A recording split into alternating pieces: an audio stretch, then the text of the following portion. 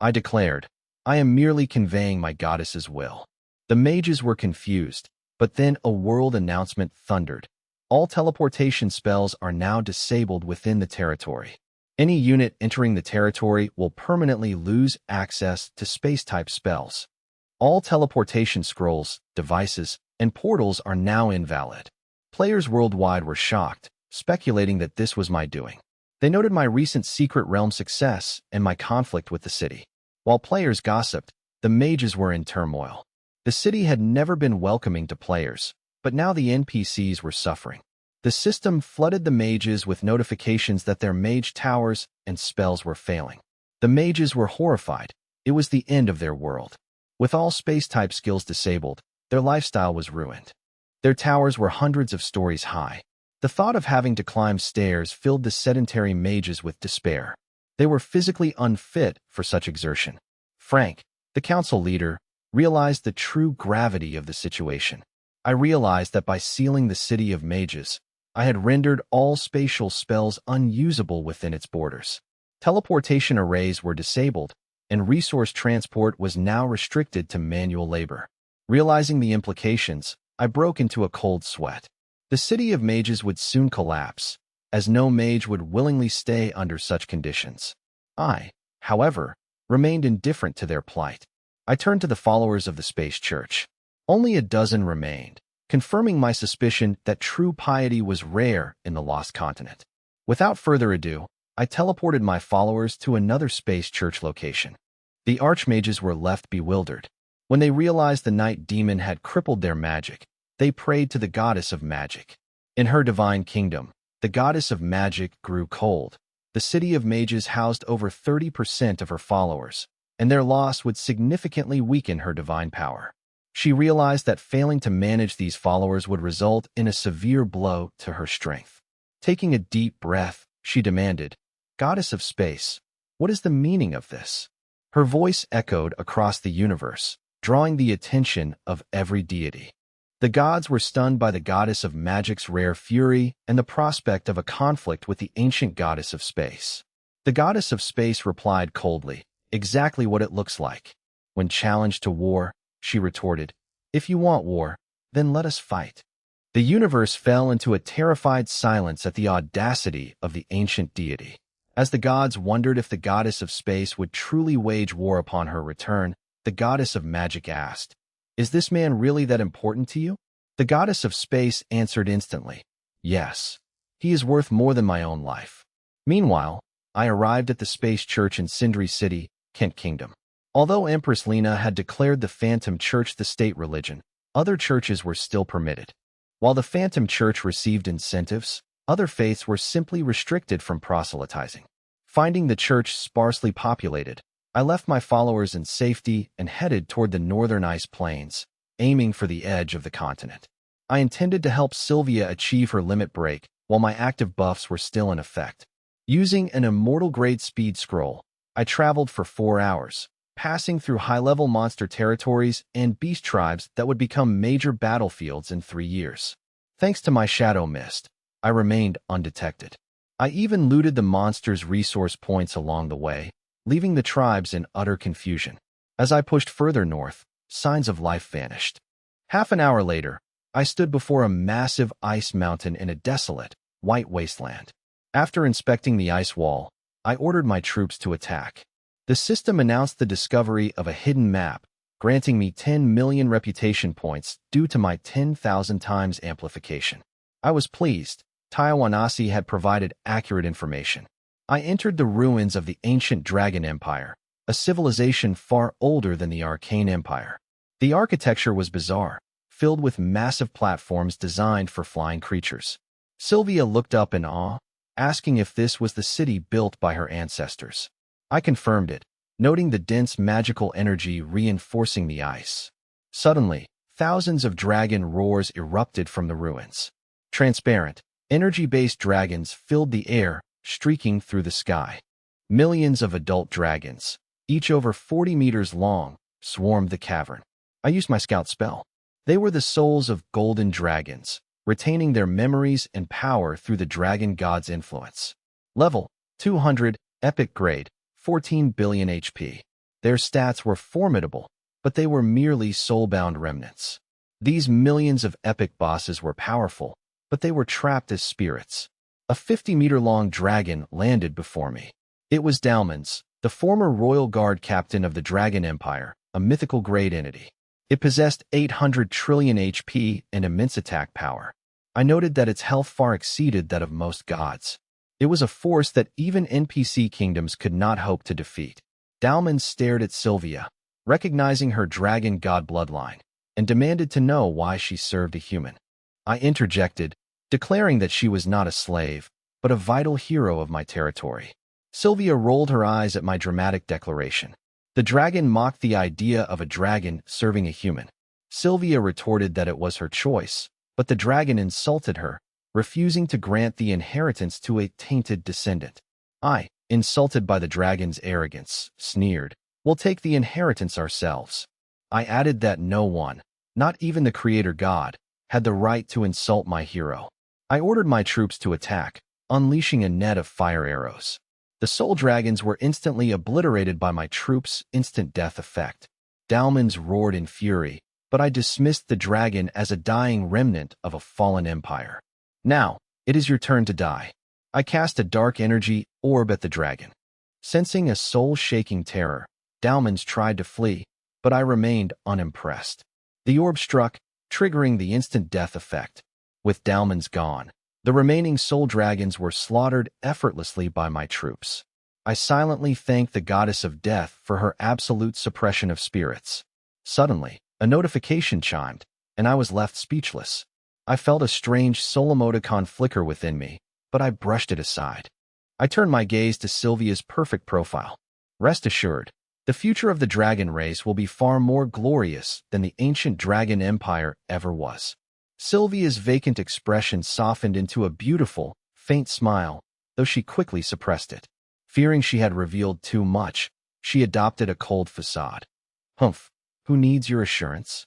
I rolled my eyes at the Tsundere princess. After half an hour of combat, my troops annihilated the soul dragons, and I reached the ruins' depths. Inside lay a vast hall featuring a throne covered in ice. A long sword was embedded in the ice before the throne. Sylvia looked to me, and I nodded, prompting her to approach the blade. As her hand touched the sword, a brilliant soul radiance erupted. A massive, 100-meter-long golden dragon suddenly manifested. Its majestic scale dwarfed even Sylvia's dragon form. I cast a scout spell. The entity was the last monarch of the ancient dragon empire, an immortal grade soul, level 200, preserved by forbidden magic. I blinked, noting the monarch's unknown stats. Even as a soul, its immortal grade strength proved the dragon empire's former power. Yet, it was not the dragon god. The true dragon god was an entity far more ancient than the empire. In that era, the dragon race was merely one of many factions competing for dominance. The dragon god had reportedly slaughtered dozens of immortal-grade dragons. The Golden Dragon King spoke majestically. "Junior, you have earned Dalman's recognition." "Impressive." I scoffed. "It wasn't hard. I just killed him." The king was stunned, then accused me of serving human gods. Sensing the goddess's aura on me, the king mistook me for a divine proxy. "Fine, using external power is a strategy. I shall grant you supreme strength. Kill this human, and the Dragon Empire's legacy is yours." I remained silent. The king's essence surged into Sylvia.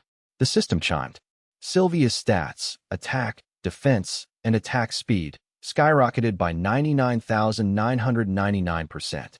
The system warned of her rebellion and the severance of our contract. I realized the Empire possessed unique methods for boosting dragon combat power. Sylvia's name turned white, indicating she had shifted to a neutral faction. Sylvia took a deep breath and raised the white sword. She hurled the blade, instantly piercing the Golden Dragon King and depleting its health. The system announced her return to my territory, massive experience gains, a limit break, and new skills. I had anticipated her loyalty. She would never betray me for a mere legacy. The rewards were immense, starting with Sylvia's new skill. It was a dragon god-tier ability to forcibly activate dragon bloodlines. Effect: boosts all dragon units' attack and defense by 500% and reduces dragon breath cooldown by 80% for 1 day. Cooldown, 7 days. This explosive buff would make my dragons terrifying. The 1 day duration was particularly potent. Furthermore, I gained the authority to rebuild the Dragon Empire. Establishing a nation was the ultimate goal for any guild. It granted equal status and political leverage with NPC kingdoms. This unlocked new mechanics like appointing nobles and issuing national quests. Such a feat was unprecedented among Blue Star players. The mechanism for a dragon nation differed significantly from human kingdoms. I reviewed my new quest. The quest tasked me with restoring the fallen Dragon Empire. It was a unique hidden quest requiring the subjugation of the 4 dragon types: Black, Red, Golden, and Frost. I also needed a total dragon population of 1 million. The emergence of the Dragon Empire would make me an enemy of the entire continent. I frowned. The task was absurdly difficult. The Black Dragons, for instance, were already serving a demon king's daughter in the bottomless abyss. Red dragons are rarely seen in the main plane, and Taiwanasi has no information on their lairs. Golden dragons, the strongest of the race, have vanished from the main plane entirely. The quest rewards reminded me of my past life. The title was Sylvia's. I knew that rebuilding the Dragon Empire would pit me against the entire main plane. As I pondered, Sylvia pointed to the ice-covered throne. The dragon god's legacy is there. Suddenly, a terrifying pressure descended, triggering a flurry of system notifications granting me various buffs. Over a dozen dragons, each hundreds of meters long and larger than the Golden Dragon King, appeared before me. I used my scout spell, only to realize these were over a dozen immortal-grade soul entities. As they gathered, the spectral dragons emitted a low, rumbling sound. Ha ha! After hundreds of thousands of years, we have finally waited for this. Kid, you killed the Golden Dragon God. The legacy is now ours. Hee hee, the Dragon God killed us, but now we shall inherit everything. Little Frost Dragon, surrender the legacy, and we will help you become a god upon our resurrection. Wait, I sensed the dragon soul. Hand it over. I realized these were the immortals the dragon god had slain to create the dragon souls. I scratched my face, unimpressed. Had they gone senile? They had the audacity to challenge me after I just insta-killed an immortal-grade Golden Dragon King. Since they were offering themselves up, I waved my hand. Kill them all. A net of fiery arrows descended, followed by a cascade of system alerts. Ding. Your troops killed target, gaining 700 billion EXP * 1000. Ding. Your troops killed target, gaining 700 billion EXP * 1000. Ding. Ding. 10,000 times amplification triggered. Gained 7 quadrillion EXP * 10 million. Ding. 10,000 times amplification triggered. Gained 7 quadrillion EXP * 10 million. Ding. You have met the requirements to synthesize a complete godhead. I was stunned. The amplification had granted me countless godhead fragments. With 100,000 fragments per godhead, I had gained over 1,000 complete ones. These would drive any demigod mad. Though these specific dragon deities were unknown to me and clearly inferior to the dragon god, I stored them away. Sylvia didn't need such trash. She approached the throne, reaching out to me, and I took her hand as we walked forward together. Human, will you touch it? Sylvia asked. I rolled my eyes. I'm not a dragon, and call me Lord. Sylvia glared at me. Ignoring my comment, she touched the throne. A slender figure materialized silently. I felt a soul-crushing pressure, far beyond the previous dragons. My goddesses stood ready to strike. I used Scout. Description: the legendary dragon god who unified the Dragon Empire. Rank: Immortal. Level: 200. HP. Stats. Skills: a female dragon god. The dragon god looked at Sylvia. Are you the descendant who awakened me? Sylvia nodded. Are you the dragon god? Yes. The dragon god glanced at their joined hands. Human, elf, foolish, arrogant races, she muttered. If I told you to kill him, would you? Sylvia's expression turned cold. Impossible. Even without the legacy. Correct. The dragon god sighed. It took me 7,000 years to reach immortal rank, 5,000 to unify the dragons, and 200 to unify the lost continent. I had no equal in the universe. Not even the creator god's envoys. I wondered if the goddess of space knew her. The goddess of space replied, "We fought. I ran away." I was speechless. The goddess of space was untouchable. She remained unbothered by her past cowardice. "Don't worry, you'll get the legacy," she added. "Why?" I asked. "Because she has no choice. All her descendants except this frost dragon were wiped out millennia ago." Who was that ruthless? The dragon god spoke more with Sylvia, eventually sighing as her body dissolved into soul light. "Human, take care of my descendant," her voice echoed. I nodded. "I will protect them with my life." The dragon god's fading image seemed to twitch. Her descendant was being seduced by a human, and he was openly building a harem? She could only sigh again.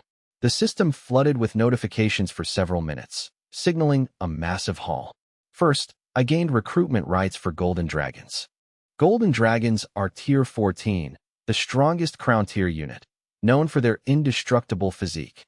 With the hourglass of time, I would soon command a vast golden dragon legion. I also unlocked Dragon Empire tech and defensive buildings, usable once the empire was established. I then inspected 2 immortal-grade items. They were 5 horn-like artifacts. Description: immortal artifacts crafted by the dragon god. Type: special. Rank: immortal. Level: 1. Effect: boosts all dragon stats, ATK, Def, SPD, by 500% for 5 hours. Unique effect: non-stackable. I discovered a powerful explosive item with no side effects or cooldown. Only 5 remained, likely hoarded by the Dragon Empire. Next, I found a suit of armor radiating immense power. The armor, forged by the dragon god from immortal-grade dragon bones, intimidates the dragon race. Type: hero equipment. Grade: immortal tier 9. Level: 80. Attribute: plus 30,000 defense to all dragons. Hostile dragons within 500,000 yards must pass a morale check. Those with low combat power have their morale reduced to 0. All units deal plus 2,000% damage to hostile dragons. The armor's stats are exceptional.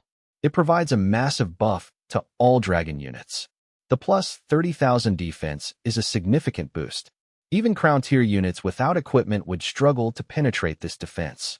The secondary effects make it a tool for crushing other dragons. Though the system's definition of low combat power is vague, it likely renders most dragons useless. Since Sylvia is underleveled, I stored it for later. Beyond gear and buildings, the Dragon Empire's hoard was rich in materials. Dragon blood crystals and bones were abundant, enough to craft countless mythical-grade items. I also found rare dragon magic skill books.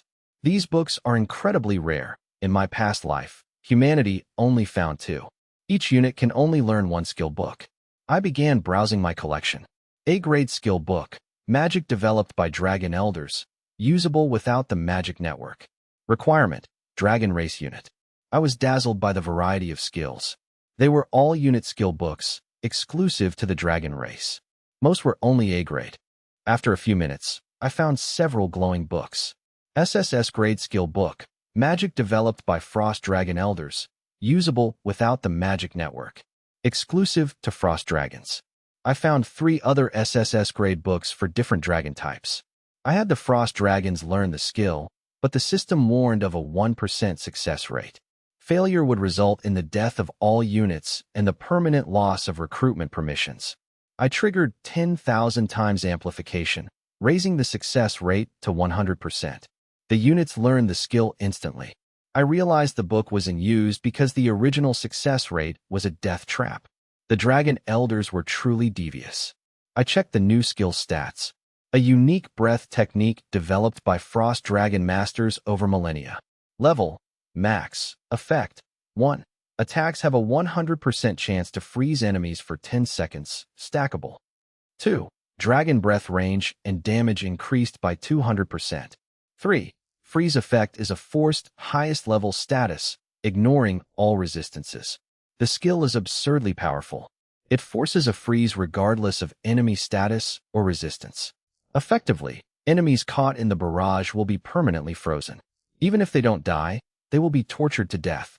Sylvia, Vivian, and Ina have proven to be incredibly valuable assets. Their strength has made my journey highly profitable. This is the terror of SSS rank heroes. They bring powerful backgrounds and resources. I teleported my troops to the Kent Kingdom and returned to my territory via a portal. I immediately deployed 2 new buildings. I used construction speed-up cards to finish them instantly. Construction complete. One building resembled a sky-high cat tree, while the other looked like flowing, mysterious water. The first building, a strange space from a special plane, alive after eons of energy absorption. Level, max, daily output, 0 out of 1. Unit, faceless, tier 14. Cost, 30 million gold. Time, 300 minutes. The second building, the Golden Dragon Palace, a dazzling royal residence. Level, 10. Daily output, 0.05. Unit, Golden Dragon Egg, tier 14. Cost, 500,000 gold. Time, 5 minutes. Max level. The Golden Dragon Palace has a standard recruitment scale. Hatching success rates are likely low. However, the Faceless building only produces 1 unit per day. The cost is a staggering 30 million gold, more than most guilds possess. For me, it was a drop in the bucket. I initiated production. A massive, 100-meter-tall creature appeared. It was transparent, like flowing water. I maxed out its skills and checked its stats. Race, space race. Level, 1, attack, 0, defense, 500,000, tier, 14, HP, 50 million. Skill 1, space trait, max. It is invisible to units below immortal grade, moves via teleportation, and is immune to physical damage. Skill 2, space expansion, max. Can merge with or separate from the main plane at will. Faceless units can traverse any plane, location, or object without restriction. Space Devour, LV-10 Faceless consumes everything within its volume. Legendary buildings take 5 minutes. Mythical buildings take 10 minutes. Immortal buildings take 30 minutes to consume, or longer if protected by divine power. No morale, loyalty, or food consumption. My eyes narrowed as I read the stats. A space race unit with 0 attack power? This was bizarre. Even with equipment, it couldn't perform basic attacks. However, it was clearly a rare siege unit, completing my roster. I now possessed a comprehensive army: ranged, melee, flying, tank, assassin, and siege. I found the unit's utility impressive. Traditional siege units like catapults rely on raw damage against walls. Even suicide bombing goblins are conventional, but Faceless simply erases walls. Each unit is 100 meters in size. 100 of them could devour 10,000 meters of wall, even those reinforced by divine power. A dangerous glint appeared in my eyes. I might finally have the power to challenge gods. Next, I hatched the Golden Dragon eggs. Triggering the 10,000 times amplification, countless golden-scaled dragons soared into the sky. Golden dragons are a royal dragon species with immense physical strength. Level 1, Tier 14, 540,000 HP. Dragon Body, LV Max 50% physical and magic damage reduction. Scorching Dragon Breath, LV10 deals 20x magic damage to up to 10,000 targets. 20-minute cooldown. Dragon Roar, LV10 suppresses all other dragon species. Buffs friendly dragons by 50% attack/defense and debuffs enemies by 20%. 20-minute cooldown. Super Self-Healing, LV10 praised even by the goddess of life. Recovers 8% HP per second. Overlimit Dragon Body, LV10 enhanced by elders. Physical resistance rises to 80%, roar bonus to 100%, and healing to 15% per second. As Tier 14 units, they are the ceiling of main plane forces. They are essentially tanks with high HP and defense, though their breath damage is underwhelming compared to Frost Dragons. Frost Dragons reach 100x damage at max level. Golden Dragons only reach 20x, confirming their role as defensive bulwarks. With 90% physical reduction and constant healing, they are nearly indestructible. Dragon Soul can now extract their attributes. Activating the skill grants all dragons plus 500% defense, plus 500% HP, and 5% HP regeneration per second. Satisfied, I prepared for the upcoming guild war against Aoshi and War Soul. Vivian cooked dinner as the sun set over the thriving territory. Ina led prayers, and the moon dance church flourished under Sylvia's protection. I summoned the goddess of space. She confirmed the conflict with the goddess of magic was proceeding as I intended. The city of mages was in chaos, its magic network failing. The goddess of space noted that the goddess of magic wouldn't dare start a full-scale war. I realized the goddess of space knew exactly how to destroy the magic network. When asked about the dragon god's death, she replied, "The void." She explained that their universe is merely a speck of dust in a vast expanse of stronger entities. I nodded. I didn't care about the void. My focus remained on becoming a god. 2 days passed. My population grew to 1.723 million. My forces included flame sharpshooters, lucky gamblers, sky knights, frost dragons, holy radiance priests, shadow phantom assassins, arcane golems, golden dragons, and faceless. Yi Mingzhu's development was steady, and many refugees, including gnomes and winged elves, sought shelter in my territory. I considered turning these minor races into my vassals. Nanyan Xiaoshui arrived, excited. She provided the coordinates for all Aoshi and War Soul members. I studied the map. I had ordered the goddess of space to stop producing city relocation tokens for public sale. No tactics needed, I commanded. We push directly. I'll handle Aoshi Wushuang. Yi Mingzhu takes War Soul. I initiated the guild war. System announcement. A 24-hour guild war has begun. The victor claims all guild funds and half the loser's development points. The Dragon Kingdom players were stunned. Aoshi and Zhanhuan had only just exited their protection period. Rumors of this war had circulated for days, but no one expected Night Demon to strike 2 of the top 3 guilds simultaneously. Public sentiment heavily favored the Shinji alliance, with many questioning the value of Aoshi and Zhanhuan. It was common knowledge that Aoshi Wushuang had purchased his guild token from Zhanhuan Wuqing for billions, as he was notoriously unlucky.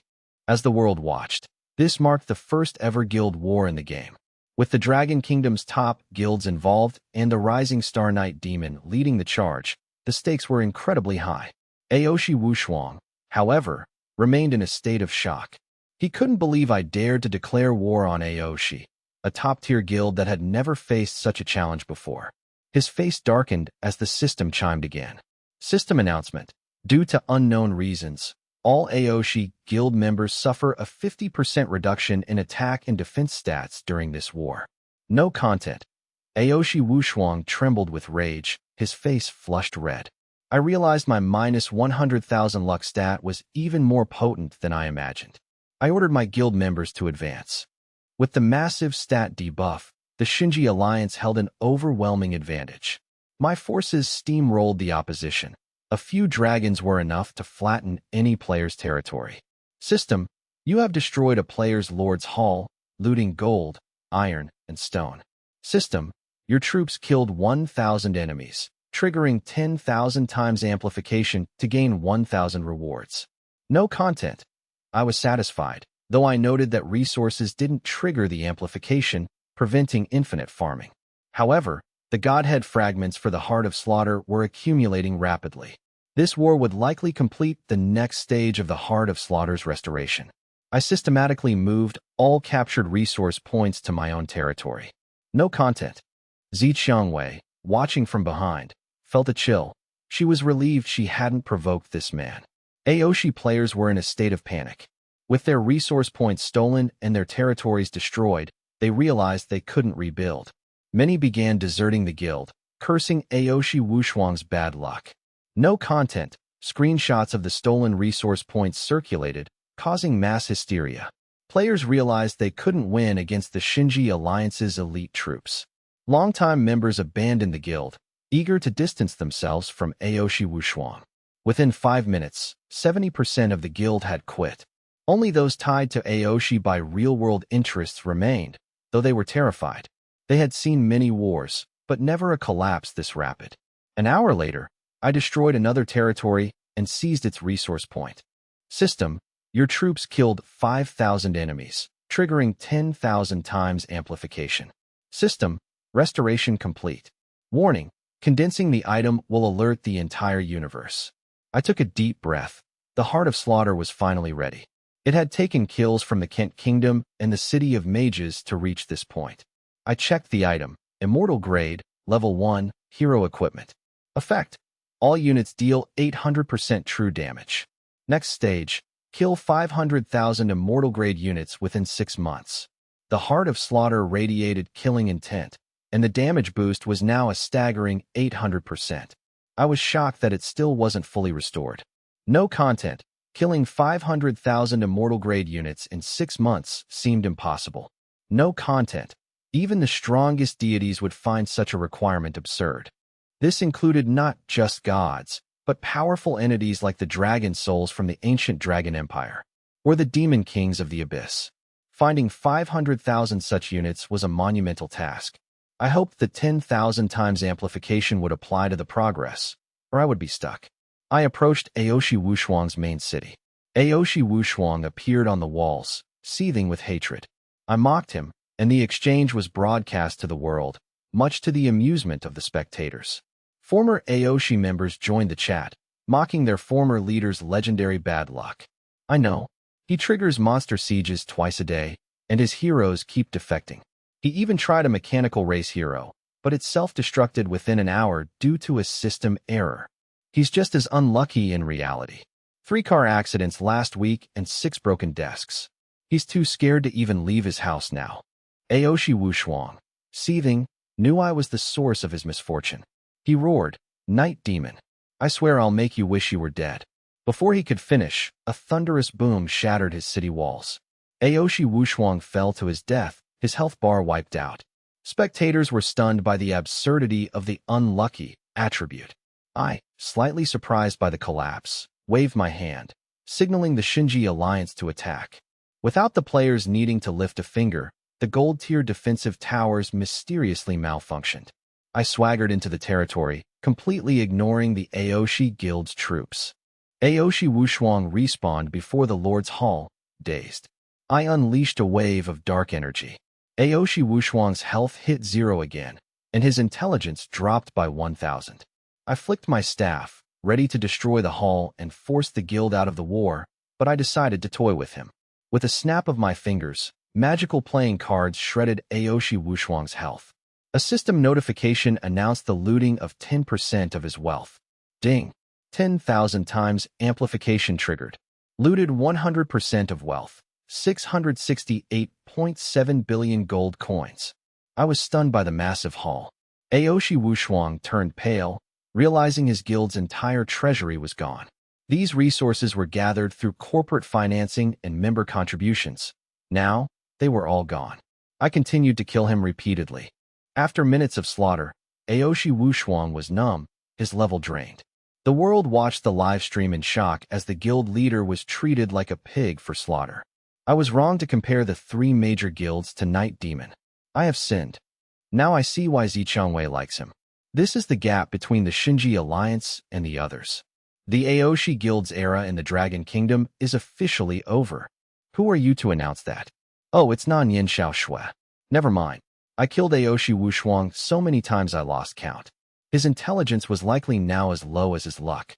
I wondered what would happen if someone's intelligence dropped into the negative hundreds of thousands. Would they explode? Or become a fool after the world fusion? Since Aoshi Wushuang was a warrior, intelligence mattered less, but the damage was done. Drowsy, I waved my hand, and the Lord's Hall exploded. Ding! National announcement. Aoshi Guild forced to exit the guild war. Ding! National announcement. 50% of guild funds and development points looted. 7-day ceasefire initiated. The war ended. While there was no way to delete an opponent's account, this was a crushing blow. Looting nearly all resources and half the development points was worse than death. Nanyan Xiaoshui cheered, though she bickered with me about Zichangwei's performance and the meager loot from the low-level Aoshi Guild. The Rose Guild's development was slower than Shinji's, making the losses felt. I scoffed at their complaints about being at a loss. I marveled at how thick-skinned these girls were. Zichangwei insisted on fighting for her guild's interests. I dismissed her and ordered her to contact other guilds. In a few days, we start the nation war. Zichangwei and Nanyan Xiaoshui were shocked. I explained that with 80% of the Dragon Kingdom's guilds in agreement, the war could begin. Since Zi Qiangwei controlled 8 subguilds, they were ready. I looked north, sneering. Universe Kingdom. Meanwhile, Night Demon reported that the War Soul Guild had moved their elite forces into the Mortar Kingdom. My eyes lit up. Mortar was one of the strongest kingdoms in the Dragon Kingdom. They had been expanding aggressively, especially after the old king's death. Just as I needed an excuse to attack, they handed me one. Nan Yin Xiao Shui cried out that Zhanhuan Wuqing was attacking her territory with NPC troops. I realized this was a diversion. Since I and Night Demon were God-ordained nobles of the Church of Light, attacking us was a declaration of war against the Church. But attacking Nan Yin Xiao Shui was safe. I sneered at their attempt to raid my home.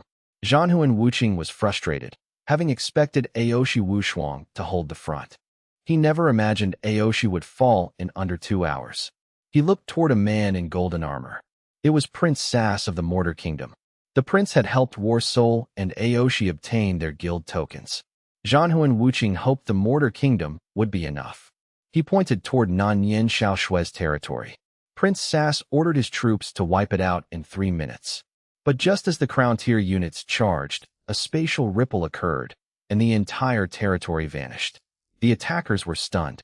How could a whole territory disappear? Prince Sass was unsettled. A standard city relocation token shouldn't work with enemies nearby. Nanyin Xiao Shui had used an immortal-grade token provided by the goddess of space. Above, Sylvia descended. Ding! You have entered the Mortar Kingdom. You are in a state of war. All units will attack you. Ding! You have entered the Mortar Kingdom. Using an immortal-grade scroll of haste, Sylvia moved with incredible speed. The counterattack began. Mazovia City's defenses immediately locked onto Sylvia and me, unleashing a barrage of terrifying energy blasts. Sylvia ignored the magical damage, which barely registered as minor pings, and dove straight toward the ground. The commanding general was horrified. The city's full-scale defense would usually deter even an ancient red dragon. Sylvia slammed into the city center, shaking the ground and kicking up a massive cloud of dust. I smirked and pulled a mysterious token from my inventory. System, confirm use of the Supreme City Relocation Order. System, warning. Collision with existing structures detected. I crushed the token. The city shuddered violently as if struck by a massive earthquake. As the dust settled, the residents stared in shock. A new territory, enclosed by earthen walls, had appeared in the heart of Mazovia City. It was a city within a city. The walls were bristling with arcane cannons. Defensive towers inside the walls roared to life, unleashing a devastating, city-wide bombardment. I received a flood of kill notifications. System, territory law conflict detected. The kingdom will now launch a crusade against your territory. System, combat initiated. You have slain 29,870. For 1,570, 9,875. You have destroyed building. I exhaled, satisfied. The Supreme City Relocation Order's true power is its ability to ignore the status and ownership of the target coordinates. Conflicts are resolved through war. I had airdropped my territory directly into the capital, using my base's superior firepower to reduce Mazovia to rubble. I sneered. If they wanted to raid my home, I would raid theirs. Zhanhuan Wuqing and Prince Sass were left reeling. They were furious. They had been played like fools, watching Nanyin Xiao Shui's territory vanish right before their eyes. A royal teleportation light appeared before them. A mage in robes arrived. Your Highness, the king requests your immediate return. The Night Demon's territory has appeared in Mazovia City. Losses are catastrophic. Sass gasped. Impossible. Take me back at once. He pulled out a rare teleportation scroll. This scroll could transport 1 billion troops to Mazovia. However, these scrolls take a decade to craft, and the kingdom only possessed 5. Desperate, he crushed it. System, destination altered due to unknown interference.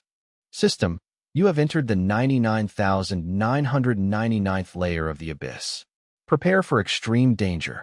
Sass, the mage, and Zhanhuan Wuqing were stunned. The bottomless abyss? The 99,999th layer? Their blood ran cold.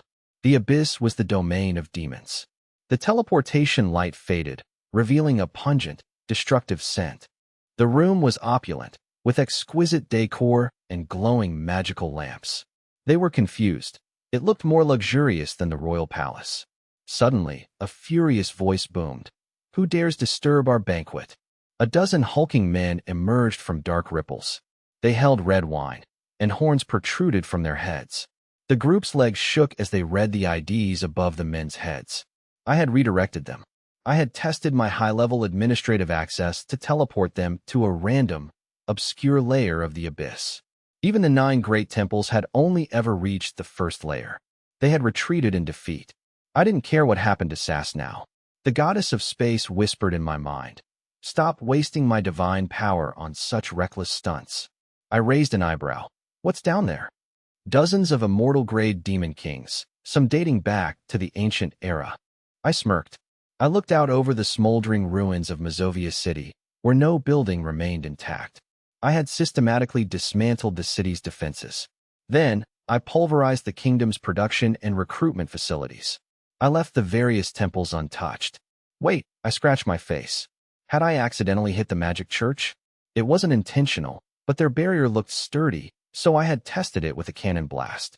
Beyond the temples of various deities, I spared only one structure, the Mortar Kingdom's royal palace.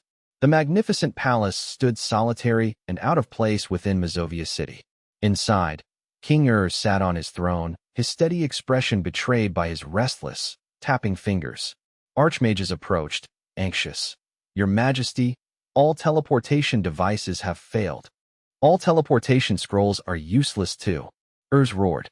Knowing the state of my territory from the monster siege, he had planned to flee the moment I arrived, but all escape routes were blocked. He summoned his priests, as Mortar was a nation of diverse faiths. The kingdom maintained an open policy toward all benevolent and neutral religions, often providing them with resources. This policy allowed Mortar to expand rapidly without interference from the churches. The priests began to pray, and Urza's plea for help reached the ears of the gods. Their responses were swift. "God of war, fight it yourself. I am forbidden from participating in mortal wars. God of the wild, get lost. Storm god, I'm not stupid enough to be your scapegoat. God of civilization, war is part of civilization's evolution. I cannot assist. God of knowledge, I am a civilized man, so get lost. God of agriculture, fighting the night demon? No thanks. Want some grain instead." Urza's veins pulsed with rage at these ungrateful gods. They demanded resources and peace, but abandoned him in crisis. Meanwhile, gods across the universe mocked him. Urza's begging for help. Everyone knows the night demon is protected by goddesses. Even the goddess of magic had her temple bombed and stayed silent. Who would dare fight him? The god of fury is still hiding, nursing his wounds. He has a way to harm gods directly. He killed over a dozen last time. I almost agreed to help him. Thank goodness I didn't, or I'd be dead. No content. My past actions and the goddess of space's high-profile return left a deep impression on the universe. Few gods dared to challenge me now. Even the dark goddess had been humiliated by me. King stepped out of the palace, surrounded by black-armored elites. I cast a scout spell. Description: King of Mortar, highly strategic, reformed noble privileges, and strengthened the nation. I recalled my past life. Was a hero who led the 7-nation coalition against the undead and nearly unified the lost continent. Not in this life, I sneered. Focus on surviving first. Shouted, "Night demon, do you know what you're doing? The 9 great temples are watching. Your crimes will be punished." I laughed at the king's attempt to use the temples as a shield. I looked at the pristine temples and asked, "Priests, are you here to crusade against me?" Silence filled Mazovia City. No one dared to speak. Finally, a voice replied, "No. I think the Grand Duke of Night Demon is doing well. It would be better if Empress Lena launched a full-scale war." Urza's mouth twitched. It was a priest of the Temple of War who profited from the divine power generated by the conflict. Realizing the temples were useless, put on a heroic facade. "Kill me, Night Demon. As long as one royal remains, we will resist." I interrupted, seeing through the attempt to claim the moral high ground. I didn't care for such theatrics and waved my hand. Arcane energy cannons fired. After the dust settled, The palace was a ruin. Urs stood alone. His entire army was wiped out. My precision with my defenses was absolute. Cold sweat dripped down Urs's face as he felt the killing intent in my eyes. He realized this man truly would kill him. I approached and sneered. "King Urs, shall we talk now?" 5 minutes later, a world announcement echoed. World announcement, armistice signed. Mordor will pay 10% of annual resources for 10 years and return annexed territories. World announcement, highest level wanted order issued against any guild attacking within the territory. I was satisfied. A defeated Urs looked on as the system announced a mutual defense pact among all surrounding nations. The pact meant if the Kent Kingdom attacked any of them, the others would intervene. All 5 NPC kingdoms in the Dragon Kingdom region joined the encirclement. Such a coalition was unprecedented. I just sneered. It was useless. Layla appeared, rolling her eyes. "Did Lena infect you with her constant sneering?" I twitched. Layla looked at Urs, her expression turning cold. "He killed many of my followers. I really want to kill him." I raised an eyebrow, surprised by the turn of events, and suggested, "How about we just kill him?" King Urs felt his hair stand on end. They had just signed an armistice agreement. Breaking it would be a severe offense, potentially inviting collective retaliation from all other kingdoms. I, however, didn't care. To me, an armistice agreement was merely a constraint for the weak. Layla shook her head with disdain, telling Urs, "No need. His warrior's heart is already shattered. He will live in the shadow of today's humiliation forever." The system announced, world announcement, Zhanhuan Wuqing's territory has vanished from the main plane and is declared destroyed. Forced withdrawal from the guild war. World announcement, 50% of all guild funds and development progress have been plundered. Both sides enter a 7-day armistice. World announcement, as the first guild to win a guild war, all players receive a 10% attack/defense buff for 7 days. World announcement, you triggered 10,000 times amplification, receiving a 1,000% attack/defense buff for 7 days. I blinked as the system fell silent. Zhanhuan Wuqing's territory was gone from the main plane. I wondered what madness the demon kings in the bottomless abyss had unleashed. Regardless, I hadn't expected a system buff as a reward for the guild war. With my previous event buffs expiring, this was a timely renewal for the next week. The guild war was over, and I turned my sights to the nation war.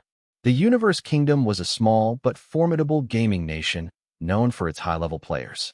Remembering their blockade of Dragon Kingdom players in the Shadow Realm, I was determined to retaliate. I ordered Zi Qiangwei and Nan Yin Xiaoshui to mobilize other guilds. A nation war required total mobilization. I couldn't kill everyone alone, but the Dragon Kingdom's guilds were eager to follow the Night Demon. By the next day, I had finished recruiting, and Yi Mingzhu had prepared her massive, albeit mixed-tier, army. Though her troops were mostly mid-tier, my high-quality equipment made them formidable. I marched north to the edge of the Dragon Kingdom, where a transparent barrier, a restriction left by the Creator God, blocked the way. I deployed a sub-portal, and as it hummed to life, I signaled Zi Qiangwei, "Begin." World announcement. Over 80% of guilds have approved the declaration of war. Dragon Kingdom is the attacker. Universe Kingdom is the defender. World announcement. As the defender, all Universe Kingdom units receive a 20% attack/defense buff. World announcement. The nation war lasts 3 days. The side that achieves its war goal wins. World announcement. The winner receives rewards based on war score. The loser suffers -5 player levels, -10 territory levels, and a permanent debuff. The announcement shocked the world. Dragon Kingdom players were thrilled, realizing this was a massive opportunity for growth. Word spread that the Night Demon was leading the charge, and 90% of Dragon Kingdom guilds joined in. Solo players scrambled to form parties, eager to follow the Night Demon to fortune. The Universe Kingdom players were panicked.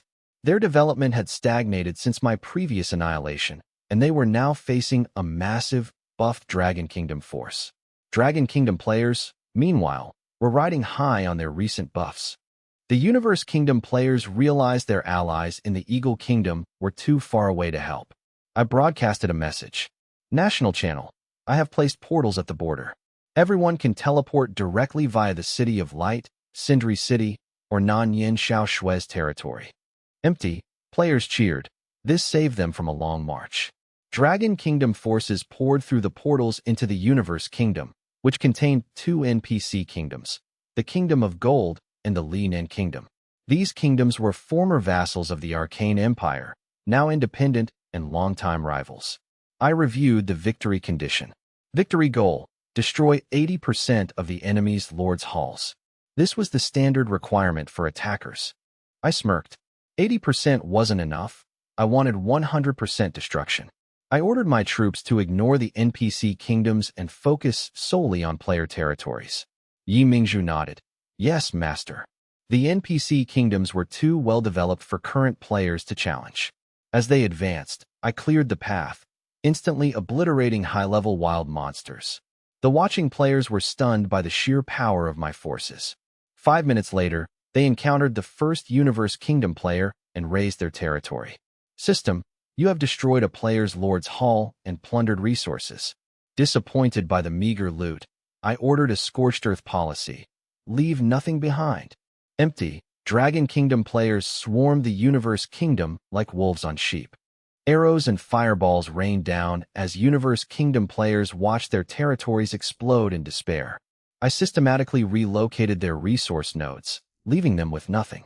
The Dragon Kingdom players knew of my ability to move resources. They cheered, reveling in the destruction of their rivals' assets. Night Demon is amazing. Seeing the Koreans' pale faces makes me want to laugh. A player cheered. Yes, crush them. Hurry, everyone. I just destroyed a Korean lord's hall and gained tons of basic resources. Dragon Kingdom players surged forward with renewed fervor. Despite a 20% combat bonus, the Korean forces crumbled against the tide of Dragon Kingdom troops. As time passed, more Dragon Kingdom players poured through the portals to join the fray. I eventually grew bored and handed command to Yi Mingzhu to focus on looting resource points. I led my troops south toward the Kingdom of Gold, the poorer of the Universe Kingdom's two northern realms. Though similar in size to the Linen dynasty, it lagged significantly in wealth and military strength. Half an hour later, I gazed at the city of Golden Sun, the capital, through the shadow mist. The city was heavily guarded, with defensive structures already active against the invaders. I scanned the diamond-grade walls and Tier 9 archers. Deciding to storm it, I signaled Sylvia. Dragons descended from the clouds, their blue energy paralyzing the defensive towers with frost.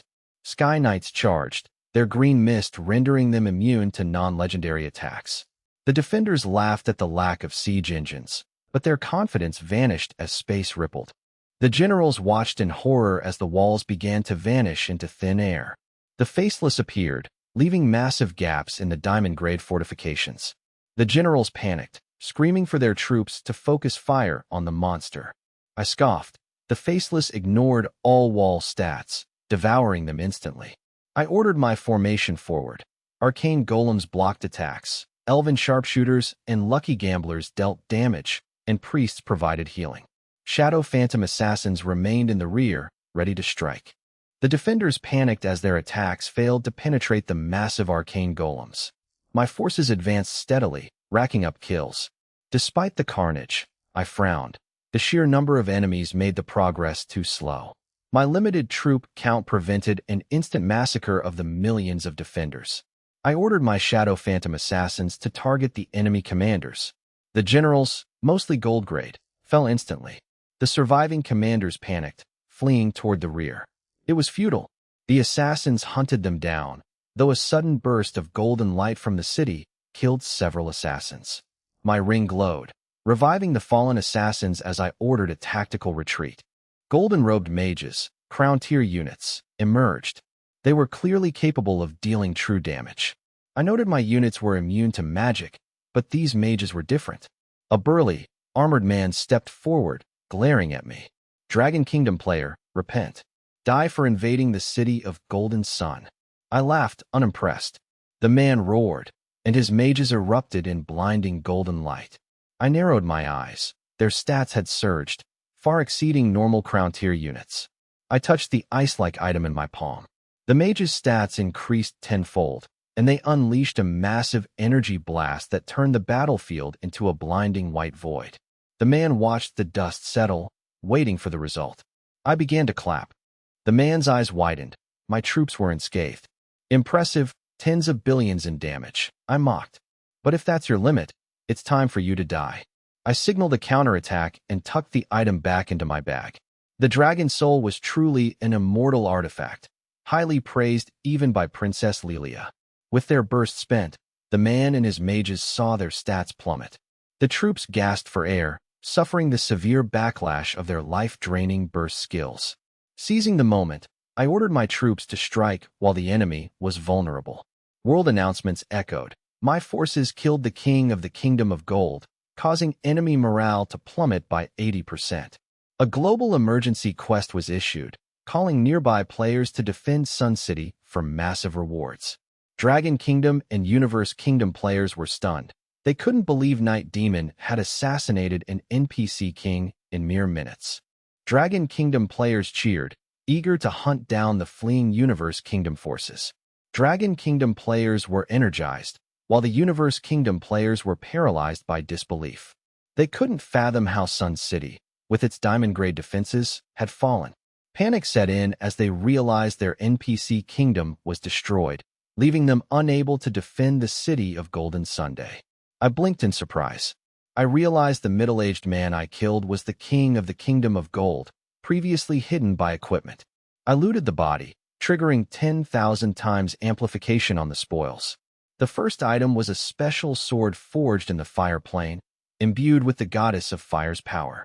It was a mythic, tier 3, unit equipment that converted 20% of damage into true damage.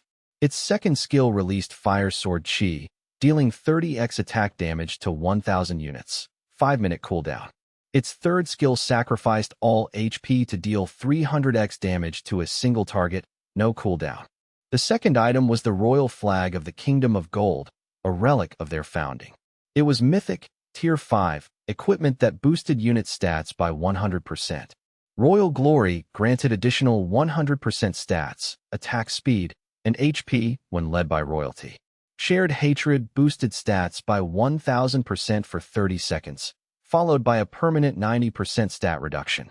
I gave the sword to my golden dragons, but destroyed the flag, as it was useless to me.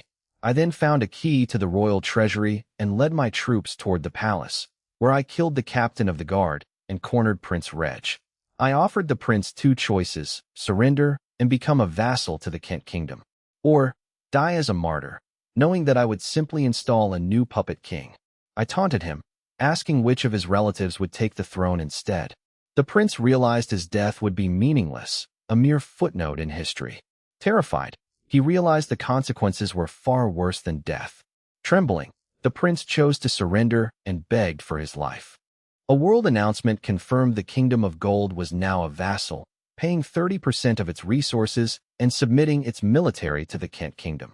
The Kingdom of Gold officially declared hostility toward all Universe Kingdom players, authorizing the execution of any intruders. Players were shocked by Night Demon's swift conquest. They marveled at how easily he had subdued a kingdom that had been independent for millennia. When asked about his connection to the Kent Kingdom, others reminded them that Night Demon was its highest-ranking duke. Dragon Kingdom players celebrated, mocking the Universe Kingdom for returning to their historical status as vassals. The victory felt like sweet revenge for the historical tensions between the nations, leaving Universe Kingdom players devastated. They refused to accept that their strongest NPC kingdom had fallen. They questioned how Sun City's massive defenses could have been breached. Outraged, they branded the Kingdom of Gold as cowards. They disowned the Kingdom of Gold, pinning their remaining hopes on the Li Nan Kingdom instead. I blew on my staff as the system announcement concluded. The Universe Kingdom players were now in dire straits, losing access to nearly half their northern territory. My strategy was clear: vassalize the Kingdom of Gold and annihilate the Li Nan Kingdom. Unlike the Kingdom of Gold, the Li Nan Kingdom was notorious for its fickleness and despicable conduct. Furthermore, they had betrayed the Arcane Empire millennia ago. I intended to settle this debt for Layla. I observed Prince Reg, who looked like a spineless coward slumped on his throne. Yet, I recalled that the Kingdom of Gold would eventually unify the region in 3 years. Suddenly, I remembered a brilliant princess from that kingdom.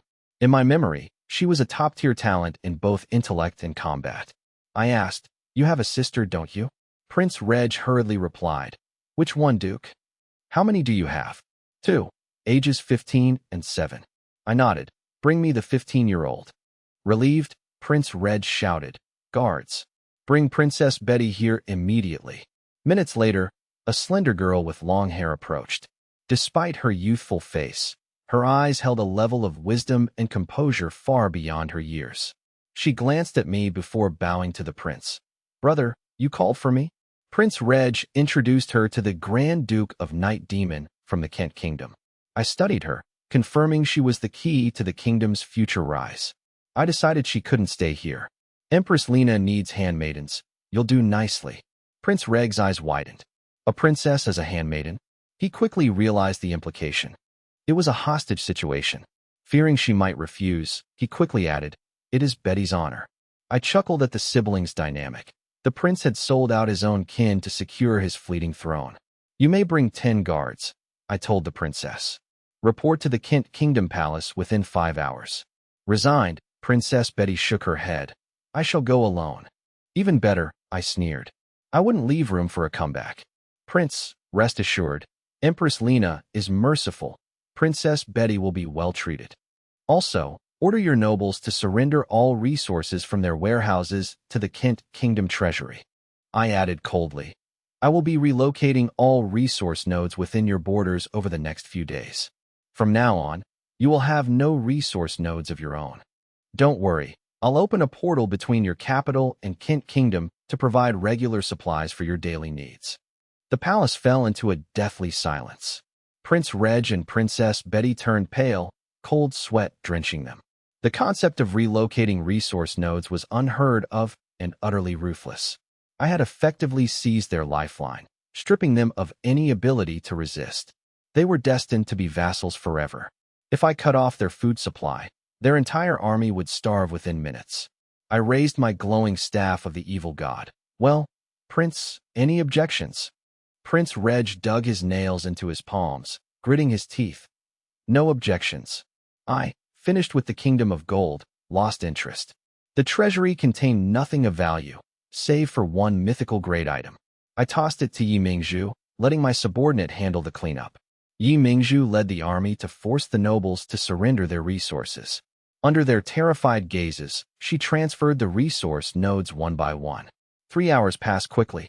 The Dragon Kingdom's offensive was a carpet-bombing sweep as their players flooded the area. The Universe Kingdom was so small that the sheer volume of Dragon Kingdom troops became a logistical issue.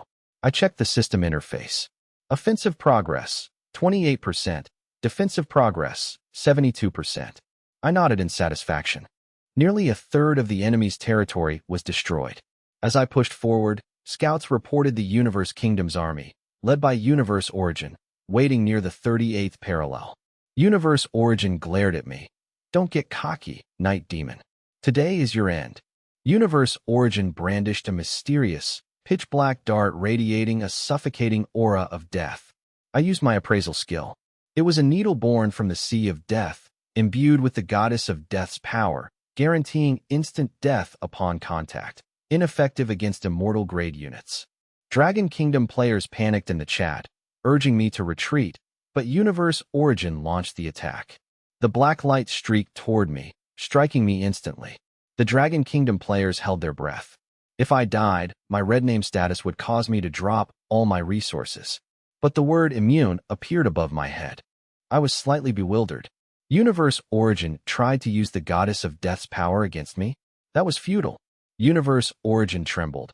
How is this possible? He had risked everything to complete an SS-rank hidden quest for that needle. Seeing it fail, the Dragon Kingdom players cheered, mocking the Universe Kingdom for wasting their wealth on a useless weapon. Too bad for you. Your opponent is the Great Night Demon. Suddenly, a brilliant light erupted as a 10-meter-tall energy entity manifested above the Universe Kingdom. The system announced, World Announcement, a guardian has appeared due to the nation's absolute disadvantage in the nation war. Each nation has only one. It lasts for 1 hour. If killed, it cannot respawn, and the nation's troops will suffer severe penalties. The Dragon Kingdom players stared in shock, checking the entity's stats. It was a mythical grade 9, level 200 deity created by the creator god. With 620k attack, 1.2 million defense, and 200 billion HP, its skill granted all Universe Kingdom troops a 500% boost to attack, defense, attack speed, and movement speed. Universe Kingdom players saw their troops recover 30% HP per second. Dragon Kingdom players were stunned. A guardian deity? What is that? The website says it's a defensive-only trigger in nation wars that grants massive buffs to nearby units. That's absurd. The Universe Kingdom's trash troops just became infinitely stronger. It's broken. With those buffs, they're practically gods. At night, Demon, boss, we should retreat until the guardian deity's duration ends. Agreed, its defense is too high. Let's not throw our lives away. Dragon Kingdom players considered retreating, intimidated by the 500% defense/attack boost and constant healing. Meanwhile, Universe Kingdom players gloated, chanting slogans and urging at Yuzhou Qi Yuan to launch a counterattack. Dragon Kingdom, still arrogant? You have 3 seconds to run before we crush you. I ignored the noise. I knew the guardian deity well. It was strong, but are ants any more useful if you strengthen them 10,000 times? The system chimed. Ding. X9999. A soul emoji appeared in my mind. I realized the goddess of death felt slighted and sent 9,999 instant death items. I kept one and returned the rest. These items consume divine power. The goddess just returned, so I shouldn't waste it. I didn't need the goddesses to handle mythical grade units. I tossed the item toward the guardian deity. A black streak flashed. The guardian deity displayed a single word. Instant death. The system roared. World announcement. The guardian deity has fallen. As punishment, all Universe Kingdom troops suffer a permanent 30% stat reduction. World announcement. The guardian deity is permanently dead and will never appear in future nation wars. Silence fell. Seconds later, the Universe Kingdom players panicked. How can the Dragon Kingdom have this? This is cheating. How can a guardian deity be instantly killed? Remake the game. Damn it. This debuff has no time limit. Help. Night Demon is a hacker. If the officials don't ban this hacker, we're protesting at their headquarters. Universe Kingdom players wailed. The permanent debuff was a death sentence. They would carry this handicap for the rest of the game. I sneered and ordered. Full assault. The Dragon Kingdom army charged. Despite their defensive lines, the Universe Kingdom troops were hopelessly outmatched in both quantity and quality. Their lines collapsed instantly. Yi Mingzhu led elite cavalry to flank them.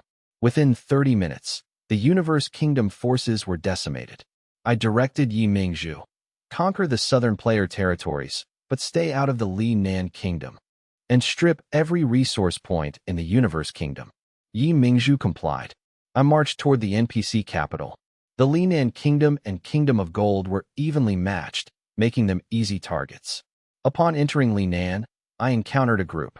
A man in black knelt before me. Respected Grand Duke of Night Demon, we wish to become vassals of the Kent Kingdom. I used a detection spell. Description: General of the Li Nan Kingdom, commander of all national forces. He was the supreme military commander. You won't resist, the general replied. The king fears your divine power. I sneered. I knew these people were treacherous. Sure enough, the general pulled out a glowing orb. Damn invader. The gods know of your crimes. Die. I used detection. Description: Bomb infused with the god of destruction's power. Grade: Immortal.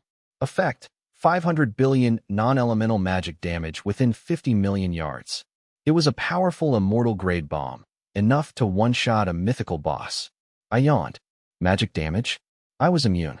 Boom. The ground shook. Damage numbers floated over my troops. -1, -1, -1. I rubbed my shoulder and looked at the Li Nan capital.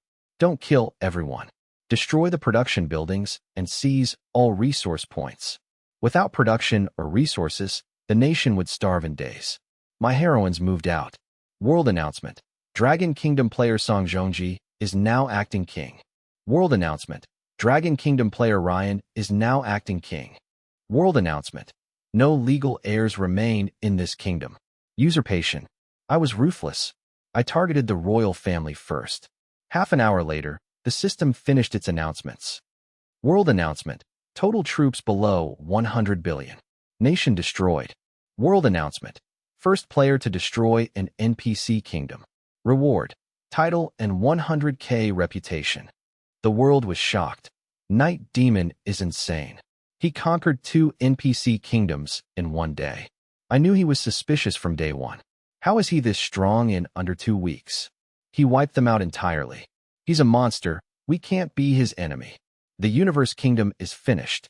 What a shame. Players worldwide sighed. The conclusion was clear. The Universe Kingdom was doomed. Their players were pale with despair. With one kingdom destroyed and the other a vassal, they had no quests.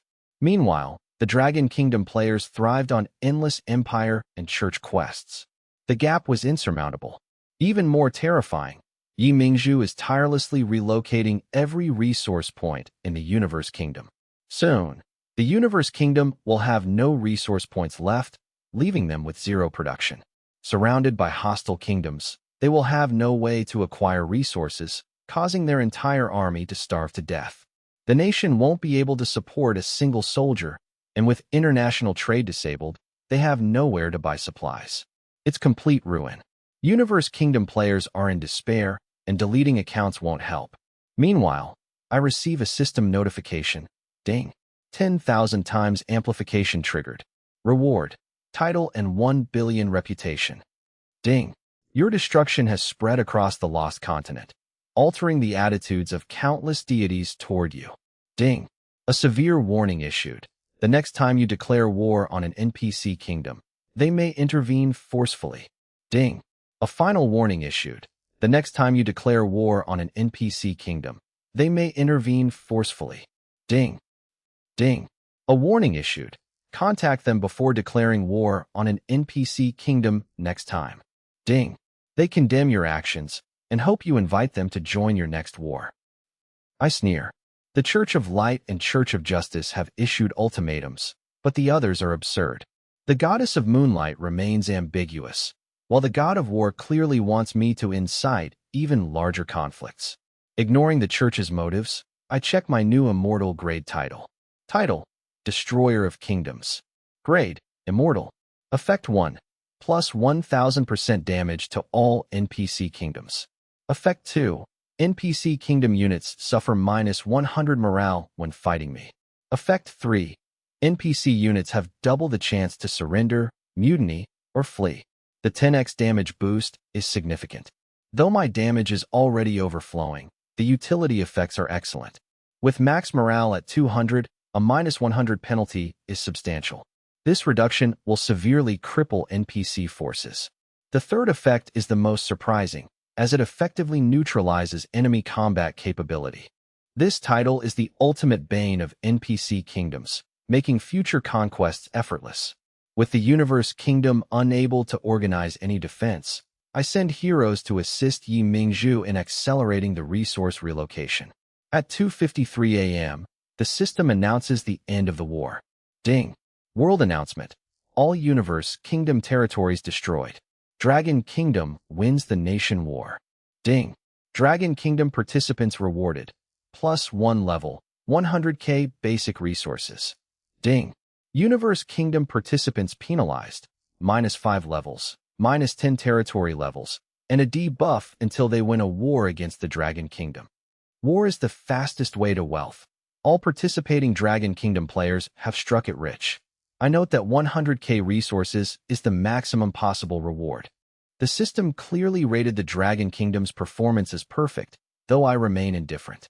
After confirming all resources are moved, I install an astral portal subgate in the city of Golden Sunday. I prepare to return home. This war has dropped a bombshell on the world.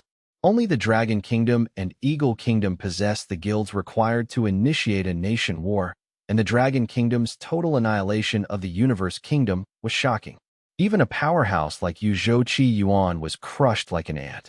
Players worldwide have witnessed my true power.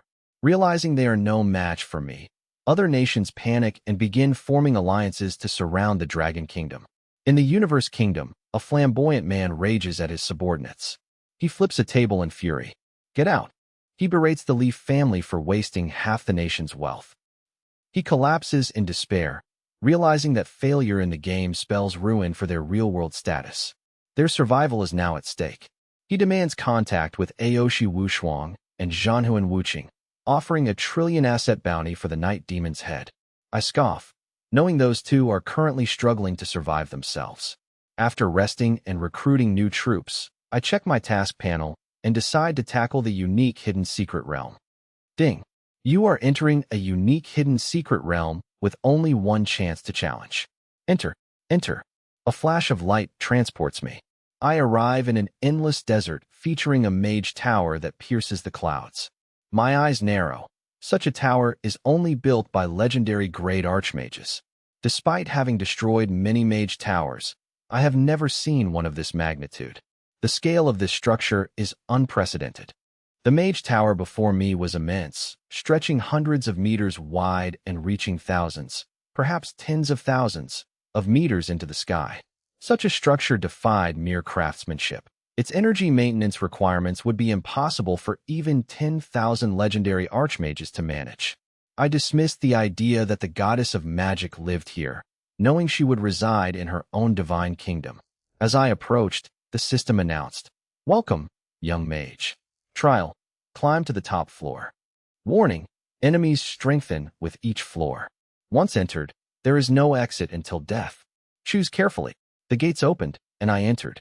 Inside, the space expanded into an endless horizon under a blue sky, a display of high-level spatial magic. I marveled at the sheer magical cost required to maintain such spatial enchantments across thousands of floors. A swarm of blue magical sprites appeared. I identified them as common Tier 7 magical entities. Surprised by Tier 7 enemies on the first floor, I ordered my troops to wipe them out. After the slaughter, the system announced the floor was cleared, and a blue portal appeared. Unable to gain administrative access to the portal, I asked the goddess for guidance. Silence followed. My connection to the divine was severed. I realized I was completely cut off from the main plane and my deities.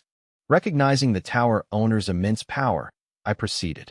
I cleared floor after floor, realizing this was an endless climb. 10 hours passed. Floor 2998 cleared. Path to the next level opened. I exhaled, exhausted. The enemies here were Tier 13 Supreme Water Elementals, formidable foes. Despite my Crown Tier units being maxed out with epic gear, some Sky Knights fell, though they were saved by my resurrection abilities. I noted they were nearing the 3,000 floor limit. I stepped into the portal. Upon arrival, I was stunned by the sight of billions of arcane golems. The variety was vast, including types I had never seen before. I scanned the massive army, numbering in the billions. These Crown Tier units were diverse and specialized, with some possessing unique magical properties that rendered them immune to physical damage or capable of healing others. Even more shocking, they were equipped with mythical-grade gear, with the most elite sporting immortal-grade sets. A spherical device scanned me. System scan, Imperial bloodline detected. All golems disarmed. Upper passage opened. The golems powered down, their glowing eyes dimming. Relieved to avoid a costly battle, I asked the device for the location. Forbidden Mage Tower. Current Master, Imperial First Mage, Yu Luo. I, having lived 2 lifetimes, had never heard of her or this tower. The database held no records. I asked if I could take the golems. Insufficient authority. The tower had been lost for millennia, and the golems were unaware of the outside world. As I prepared to leave, Layla appeared, looking uncharacteristically grave. "Don't go up. There is a terrifying existence above." I was shocked. Layla's usual playful demeanor was replaced by genuine fear. I asked who was waiting. "The Empire's first mage, Yu Luo," Layla replied. "She's still alive?" I asked. "The Arcane Empire fell millennia ago. Even dragons would have aged by now." Layla insisted she must be alive to maintain the tower. I stood firm. There is no turning back. Layla warned that even gods couldn't save me here, outside the main plane. I nodded. I patted Layla's head and stepped into the portal. Layla stomped her feet, frustrated at being treated like a child. I moved on, Layla's protests fading behind me. "Warning, you have entered a special zone." I emerged into a library filled with Arcane Empire texts. At the end of the hall stood a girl with her back to me. I felt her awareness of my presence. I cast a scout spell. Imperial First Mage. Immortal grade. Level 200. Her stats were hidden, but she was clearly an immortal tier human. Defeat me, and these are yours, she said. The system updated the trial. Defeat her to win a set of mythical grade gear. The gear was perfectly suited to my profession. As I prepared my formation, Layla caught up, recognizing the mage. Yuluo, please, let us leave. Yuluo refused. Layla whispered to me to flee to her divine kingdom. I hesitated, seeing Layla's deference. Yuluo clapped her hands, and the system began to chime. Ding! Your 240,000 troops have died. The system notifications flooded in, followed by, ding!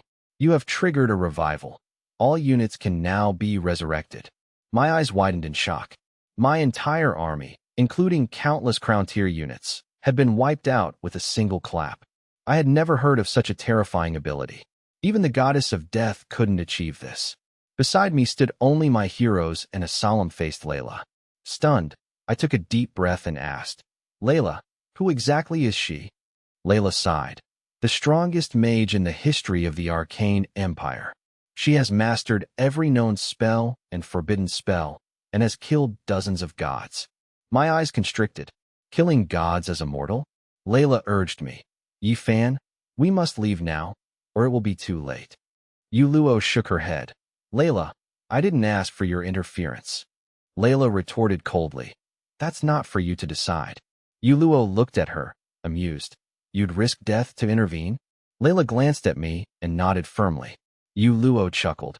If your past self saw this, she'd be amused. I never thought the man-hating Layla would go this far for a man. Layla blushed, unable to meet my gaze. Suddenly, a vast, terrifying aura erupted from Yuluo, filling the space. The system announced buffs for my units. As the two powerhouses clashed, I realized Yuluo was a true immortal-grade entity. Layla broke into a cold sweat, clearly outmatched. Just as things looked dire, a new, even more immense aura descended. A massive, gray dragon, thousands of meters long, materialized atop the Mage Tower.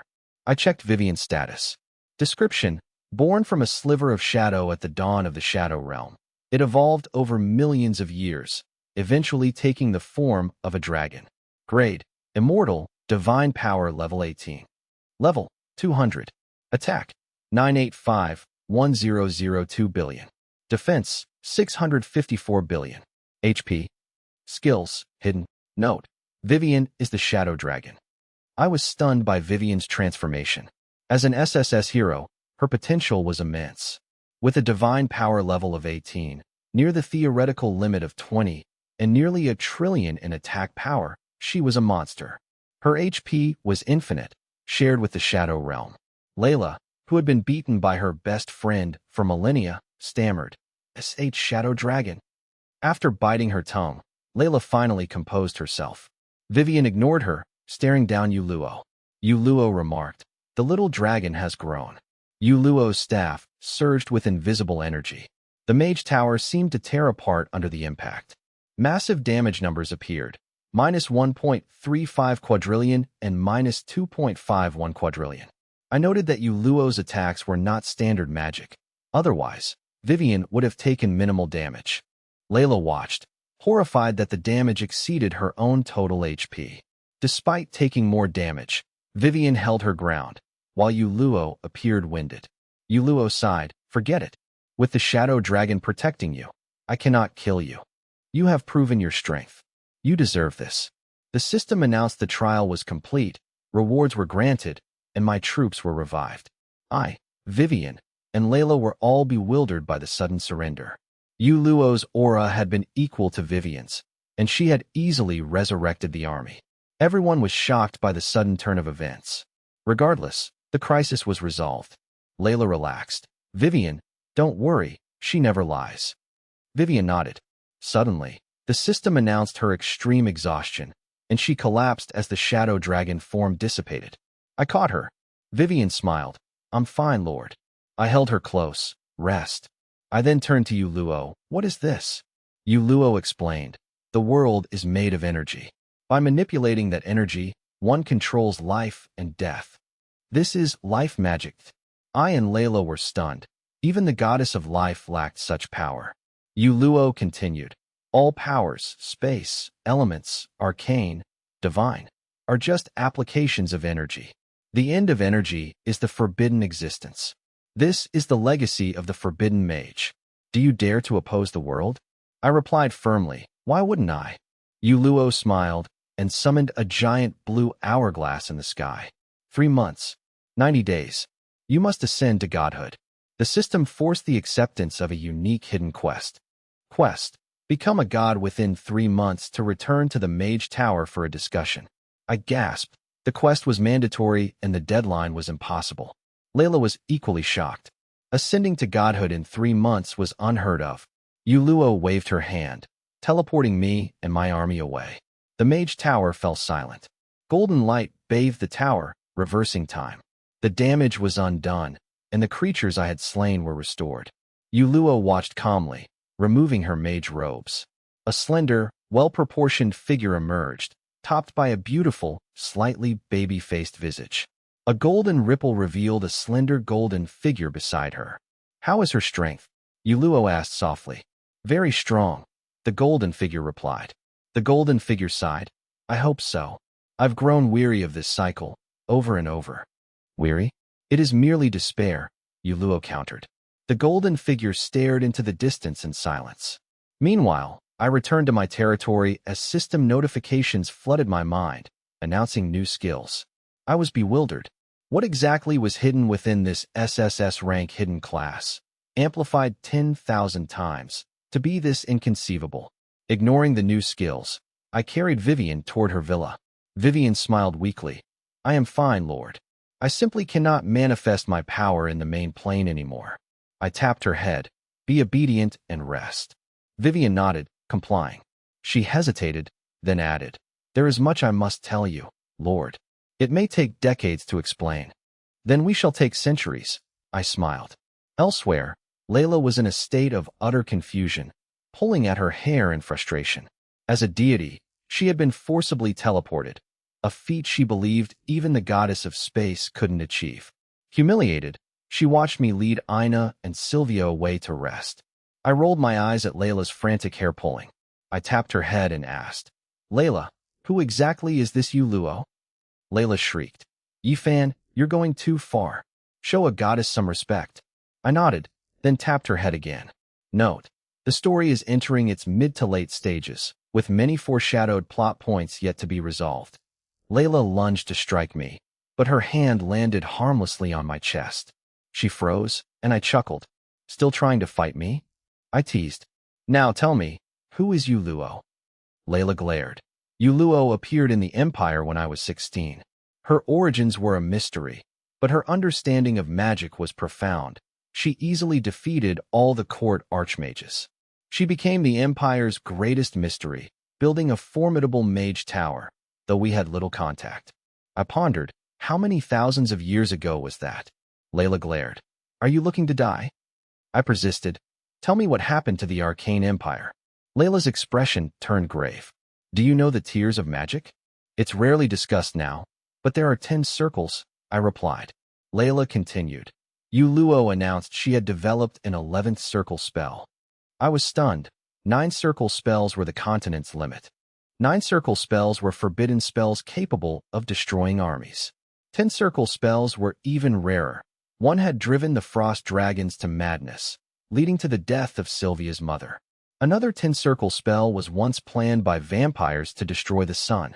11th circle magic was unheard of, Layla recounted. Yuluo's spell was successful, but during its casting, the world's magic network overloaded and collapsed. A cataclysmic explosion from the Mage Tower swept across the lost continent, killing nearly all humanity. To save the network, the goddess of magic sacrificed herself to become the new one. I managed to save some arcane golems and humans by moving them to the Shadow Realm, but that was all. I swallowed hard. The scale of the disaster was absurd. An 11th circle spell had shattered the Arcane Empire and claimed the goddess of magic. Yuluo was terrifying. I patted Layla's head, ignoring her protests about not being a child. Are you her match? Layla shook her head, clearly frustrated. No, she hasn't ascended, but her understanding of world rules surpasses most deities. I smirked. So, you were willing to die with me earlier? Layla blushed, dodging my gaze. What? Don't be ridiculous. This is just an avatar. I'd only lose some divine power, she insisted. I stepped closer. Is it? I can tell the difference between an avatar and a true body. Layla fell silent, her face flushing deeper. The physical sensation of her presence had been too real. I had interacted with many goddesses, but my physical contact had been limited. I took her hand.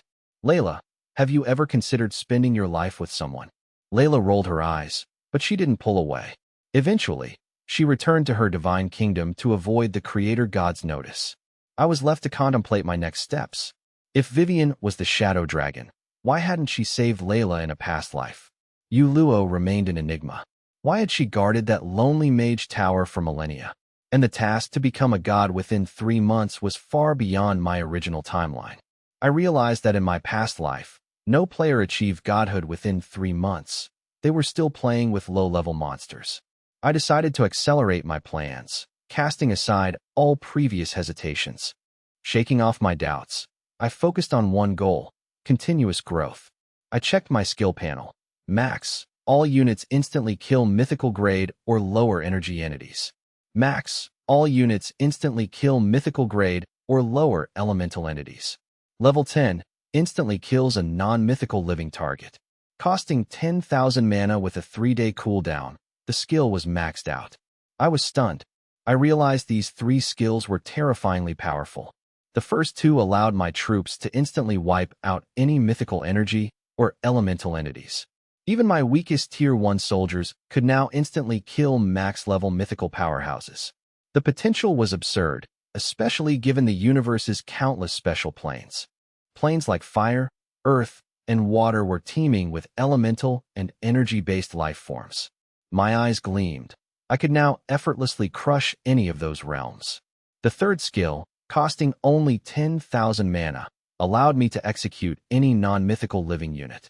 Despite the long cooldown, it was essentially free. I then reviewed my mythical grade armor set. The set provided attribute boosts unattainable by any other player. My strength had reached tens of thousands, and the gear's utility was broken. A belt with infinite storage, a force transferability, and leg guards granting near-total crowd control immunity. The set could even grow into an immortal grade 1. After checking my stats, I prepared to visit Vivian, but the system interrupted. World announcement. The Abyssal Prison Portal is open. Large-scale event initiated. Players can enter the Abyssal Prison via nearby portals. Beware of the terrifying creatures within.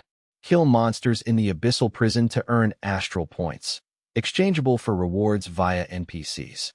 The event lasts 3 days. Players were shocked by the rapid succession of major events. Some were eager to loot resources from rivals. Others hoped for high-tier rewards. Many worried about the difficulty compared to the previous monster siege. Players jokingly begged me not to monopolize all the rewards. I, however, was baffled.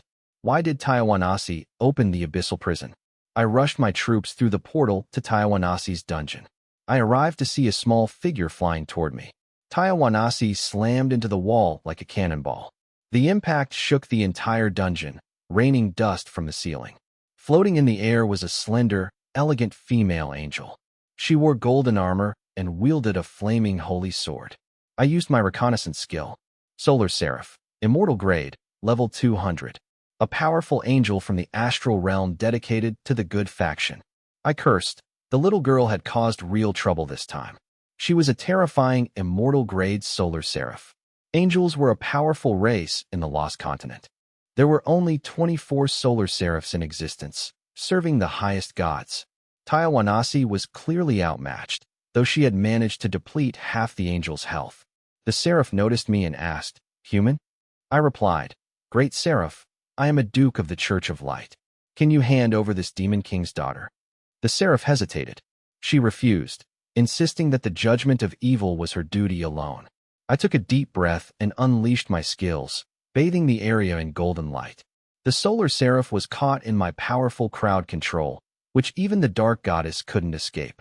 With my mana increased, The time stop lasted nearly 10 minutes. I ordered my troops to focus fire. Within 5 minutes, the Seraph was dead. System, you killed the Solar Seraph.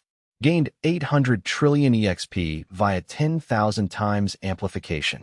I leveled up to 80, the current cap. The system confirmed the kill was successfully hidden. However, it warned that if exposed, the good faction would hunt me relentlessly. I exhaled. If Taiwanasi hadn't weakened her, I might not have succeeded. Failure would have made the entire good faction my enemy. Taiwanasi coughed, struggling to stand. I rolled my eyes and flicked her forehead. I grabbed her by the neck and demanded, "Explain how you provoked an angel." Solar Seraphs are the good faction's elite. Even in her prime, Tijuanas would have to flee from them. Tijuanas looked away, stammering. How was I supposed to know she was in the abyssal prison? I pressed her. Then why were you there? She admitted she had received intel on an item. My pupils constricted. It was an immortal artifact left by the creator god. Are the angels hunting this artifact too?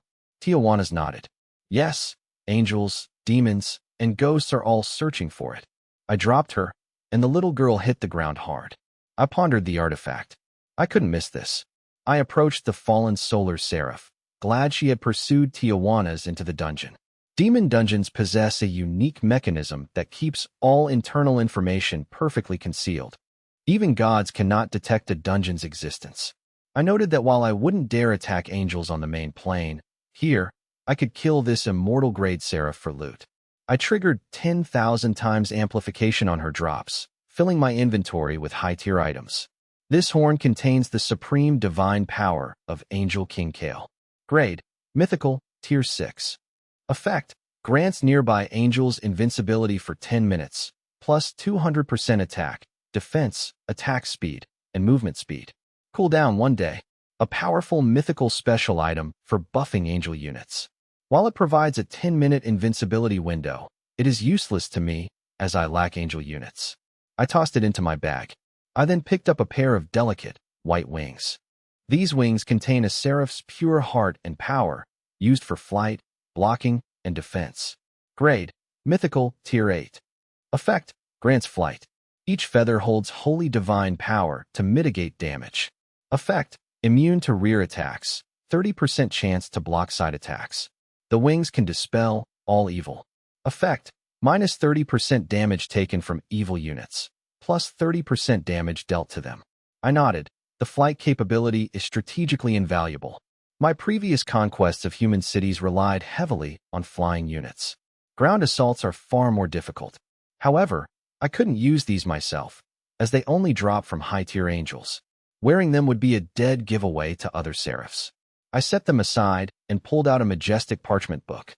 An immortal grade, Tier 5, artifact, rumored to be a gift from the creator god to Angel King Kale. Grants special authority from the creator god. Effect, determines a race's alignment, good, neutral, evil, if 5 seraphs agree. Grants special authority from the creator god. Effect, determines a god's alignment if 10 seraphs agree, reporting the finding to Angel King Kale. Records, all racial alignments. Good aligned races are predisposed to serve angels. Effect, good races won't attack initially and have a chance to be recruited. Note, attacking them first voids this protection. I was stunned. Despite its low Tier 5 status, the creator god's authority makes it immensely powerful. So, the angels are the ones who define the alignments of races and gods. While the first 2 skills were niche, the third was useful.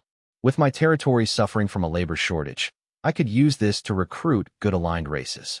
I needed to find more population to man my idle high-tier resource points. Armor personally crafted by Angel King Kale for the 24 Solar Seraphs. Grade, Immortal, Tier 6. Stats, 100k HP, 50k defense. Effect, plus 1000% astral healing, minus 80% damage from evil units. Regenerates 18% HP per second. 18% HP regeneration per second? I was shocked. It was a mobile fountain of life. I wondered why the seraph I fought hadn't used it. I asked Tijuanas if she had a heavy wound skill. She boasted she did, but I cut her off. I realized the armor was unusable for me. It likely had hidden angel-specific tech. I gave all the loot except the book to Tijuanas. The little girl was stunned. Even as a demon king's daughter, she lacked immortal grade gear. She snatched it up immediately. She then groaned. I don't have the level requirements. I rolled my eyes. Just keep it safe. Don't sell it. Giving it to her was logical. As an evil faction member, she could use angel gear without raising suspicion, even gaining prestige among her peers. These were spoils even ancient demon kings might not possess. I turned my attention to the current large-scale event. The event was a bloody war between angels and ghosts. The abyssal prison is dangerous, with immortal-grade entities on the first floor alone. These were their true forms, not mere avatars or divine descents. Angels had deployed heavy forces to clear the first 2 floors. Even the immortal-grade evil ghost monarchs fled. Tijuana's accidental opening of the portal exposed the angels' secret operation. The angels decided to open the mission to players to help clear out the fodder. I told the injured Tijuana's to rest. She nodded weakly. She had burned her own blood using a forbidden spell to fight the Seraph, a move with irreversible consequences. I patted her head. Remember the mission I gave you. Once the event ends, we can initiate our plan. Tijuanasi, unaccustomed to the gesture, bit his finger. I gasped. It actually hurt. Even on the verge of death, she remained a demigod. Her bite nearly severed my finger. I rolled my eyes, mistaking her for Layla, but she didn't resist further. I stepped through the portal to the City of Light. Ignoring the players' stares, I led my troops toward a massive, golden portal in the northern plains, where an angel stood guard. She was a female angel, but far inferior to the solar seraph, Pissy. Beyond her beauty, she was vastly outclassed. I used a scout spell. Description: Intermediate Angel, a rising star in the anti-evil wars. Rank: Epic. Level 100. She was only 1 rank above a low-level angel. While mediocre among angels, her epic-level strength in the main plane demonstrated the race's power. My arrival stirred the crowd. Make way, it's the Grand Duke of Night Demon. Look at that dragon. If only I had one. Players cleared a path. I approached, but Angel Shue frowned, sensing an aura she detested. As a creature of the good faction, she was hypersensitive to good and evil. Knowing my reputation, she addressed me. Grand Duke of Night Demon, you are famous in the astral realm. I was surprised. My killing of an angel remained hidden. I paused. I can initiate a holy war for you. The Moon Dance Maiden, Goddess of Phantoms, Goddess of Space, and Goddess of Death will all participate. Angel Shue's eyes narrowed. The latter 2 were immensely powerful, likely at divine power level 17 despite their recent return. She nodded. Thank you. I was stunned. Thank you? I had expected a negotiation. This was a simple transaction. Did she expect 4 goddesses to fight for free? I realized she was a novice. The goddesses are weak. A holy war is difficult, I stated. However, if you provide some help, we can manage. I only need the blueprints for Wonder Building A and Wonder Building B. Angel Shue's expression shifted to deep disgust. She had thought me a noble duke, but I was merely an opportunist. These were secret angel blueprints. Her pride urged her to refuse. I pressed. You should report this. As a mere soldier, you lack the authority to decide. Angel Shue gritted her teeth. Fine. She flew off, disappearing into the sky. I grinned. I mentally commanded the 4 goddesses to launch a symbolic holy war without exerting real effort. 5 minutes later, Angel Shue returned, looking repulsed.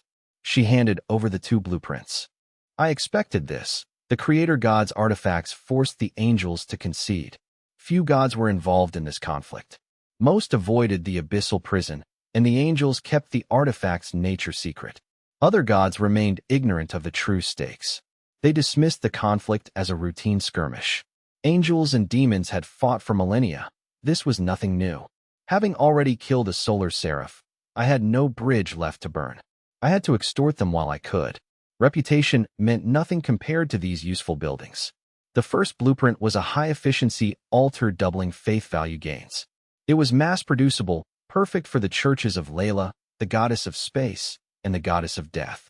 The second was a wonder building, allowing only 1 per player group, boosting faith value for a chosen god by 800%.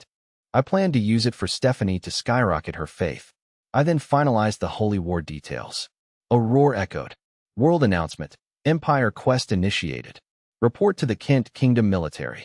World announcement. Church quest initiated. Report to any phantom church. The four goddesses launched the holy war. While the rewards were basic, they were treasures to the players. I broadcasted a message. National channel. The goddesses are participating in this holy war. Seize the chance for resources and units. Players were ecstatic. Yi Fan is the best. He never forgets us. Four goddesses at once. We can't miss this. Following Yi Fan always pays off. I regret not joining the Shinji Alliance earlier. My classmate bought a house in the city center with his earnings. Seriously? Millions. If that's just a regular member, how rich is Yi Fan? Meanwhile, in the burning abyssal prison, Eve, leader of Eden, led her troops against a hideous demon. Leader, we entered the secret realm ahead of everyone. The Dragon Kingdom took the Shadow Realm last time. Now it's our turn. The Eagle Kingdom is invincible. I've already earned Tier 3 units. Eve smiled, satisfied. They had finally beaten the Dragon Kingdom. However, the boss fight was grueling. The demon's greatsword slaughtered her troops, with system notifications of death flooding her ears. Yet, thanks to the sheer number of Eagle Kingdom players, the boss's health continued to drop. I announced the Holy War and activated several buffs. All units gained 30% evasion, 30% attack and defense, and immunity to instant death. I added another buff. All units gained an 8% chance to deal 5x non-elemental magic damage. I had not initiated the Church of Light's Holy War, so I could not utilize their buffs. I had no intention of involving the church. I preferred to harvest rewards through my own goddesses. The four goddesses provided these buffs by channeling only a fraction of their divine power. These buffs were formidable for current players. I ordered Angel Shui to open the portal. Angel Shui hesitated, as the event hadn't started, but recalled her superior's instructions and sighed. She opened the portal with golden light. I led my troops through, followed by the players. The system warned them they had entered a dangerous, special area. I arrived in the abyssal prison, a desolate land of black flames. The Dragon Kingdom appeared in the southeast, far from the center where the former abyssal prison lord's territory lay. Nanyan Xiao Shui messaged me. The Eagle Kingdom had also entered early and was attacking a boss. I smirked and led my troops north, where the Eagle Kingdom players were swarming the boss. Despite heavy losses, the Eagle Kingdom whittled the boss's health down to 10%. The boss was nearing death. The boss, Devil Hillier, roared at the vile insects attacking him. Eve realized the boss was dying, but suddenly, the Eagle Kingdom's rear was attacked by the Dragon Kingdom's dragons. Realizing the Dragon Kingdom had also bypassed the start time, Eve ordered her players to burn their burst skills to finish the boss. The Eagle Kingdom players unleashed everything they had. The Dragon Kingdom's advance was stalled by the sheer number of Eagle Kingdom troops. Eve watched the health bar drop. 9%, 8%, 7%, 1%. She smiled in triumph. Just as she thought the boss was hers, a barrage of damage numbers appeared, emptying the health bar instantly. The system announced that the Dragon Kingdom had killed the high-tier demon to obtain secret information. The Eagle Kingdom players froze as the boss collapsed. The boss had been sniped at 1% health. Eve was stunned, then furious. She roared, "Night Demon!" Dragon Kingdom players celebrated, mocking Eve's frustration and praising Night Demon's legendary steel. Dragon Kingdom players posted the event to the World module. The world mocked the Eagle Kingdom for their humiliation. Players questioned how both nations managed to enter the map early. I ignored the noise. The Shadow Phantom Assassin had secured the kill with ease. I continued my advance. My troops easily cut through the Eagle Kingdom's forces. I soon encountered Eve, who was commanding her troops with a fierce gaze. I mused that Eve was indeed beautiful. Her red hair and mage robes made her a striking figure. However, she was my greatest enemy from my past life, having sabotaged the Dragon Kingdom repeatedly. I smirked and launched a basic attack at Eve. She sensed danger and reacted. Instinctively, she waved her staff. She cast Ice Block, a mage's invincibility skill. I scoffed. I knew better. Some invincibility skills relied on divine arts. Others relied on equipment. Some merely inflated defense and magic resistance to near-infinite levels. Ice Block shared the defense and magic resistance of the ice plane. But against my true damage, these stats were meaningless. My dark energy shattered the ice block instantly. A massive damage number appeared over Eve's head. Her health bar vanished, and she turned into white light, returning to her territory to respawn. Players were shocked that Eve's ice block had failed to save her. They marveled that the world's top player was one-shot by Night Demon. Some joked that if the world's best could be one-shot, they weren't much different from the average player. The humiliation was total. I knew this was only the beginning of Eve's nightmare. Eve respawned, still in shock. She couldn't understand how she died through ice block, but the system notifications began to flood her mind. She lost a level, and her intelligence dropped by 1,000 points. Due to the low intelligence, her hidden class was automatically revoked. She began forgetting skills one after another. Her equipment was unequipped and returned to her inventory. More gear was removed as she no longer met the requirements. Her stats continued to plummet. Eve stared blankly, stunned by the system's relentless notifications. She couldn't fathom how she had lost 1,000 intelligence points, an amount exceeding her total growth. Eve checked her attribute panel, her blue eyes widening in shock. Her intelligence had dropped to -169. She had never realized that attributes in Lord could actually fall into the negatives. More terrifyingly, all her skills had vanished. She had obtained her Ice Mage hidden class through an arduous SS rank quest. Now, due to her abysmal intelligence, she had lost the class entirely. Even Eve felt the sting of this loss. Hidden class scrolls were rare and could fetch a fortune on the market. Worse, she couldn't use any skills or equipment. With negative intelligence, even her basic attacks dealt 0 damage. She was effectively powerless, a player's worst nightmare. Eve steadied herself, though shaken by repeated failures against me. "Night Demon," she whispered. "Just how strong are you?" Eve's death left the Eagle Kingdom players stunned. She had dominated their gaming scene for years. She was the gold standard for skill, composure, and luck. Yet, she had been one-shot by my basic attack. The Eagle Kingdom players' worldviews shattered. They were utterly defenseless. For the first time, they felt genuine fear toward a Dragon Kingdom player. Is he a demon? How could Eve lose? They panicked. He must be hacking. We have to report him, they cried. Ignoring the noise, I signaled my troops. The Dragon Kingdom forces swarmed, instantly crushing the Eagle Kingdom's lines. Millions of players and trillions of units clashed as the Dragon Kingdom players cheered, eager to slaughter their rivals. Destroy them all. I stepped back from the chaos, leaving the cleanup to my subordinates. I approached the fallen epic boss, using my loot protection window to claim the rewards. Ding! 10,000 times amplification triggered. Even with the amplification, epic bosses offered limited spoils. I looted a legendary greatsword, useless to my non-melee heroes, and stored it. I also collected water of the River of Evil, a potent substance containing the Abyss's origin power. For demons, it was a massive buff that could even evolve their rank. For righteous units, however, it was a lethal poison capable of killing a legendary paladin.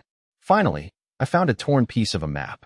This must be the secret information promised for killing the 4 demon bosses, I realized. The map updated, revealing 3 massive red dots. These were the coordinates of the remaining bosses. I immediately marched my troops toward the nearest one. The abyss was vast and geographically chaotic, shifting from oceans to volcanoes within meters.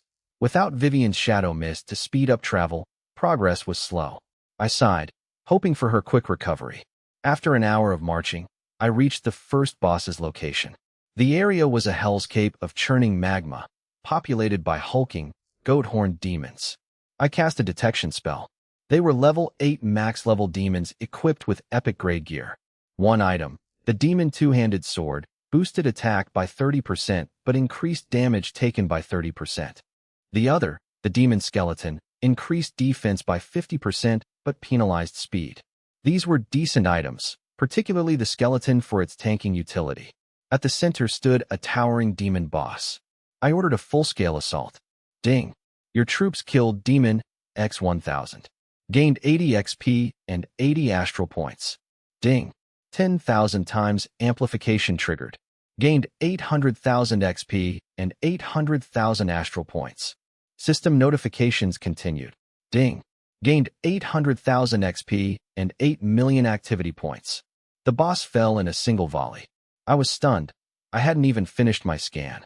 I wondered how the Eagle Kingdom had struggled for an hour against such a weakling.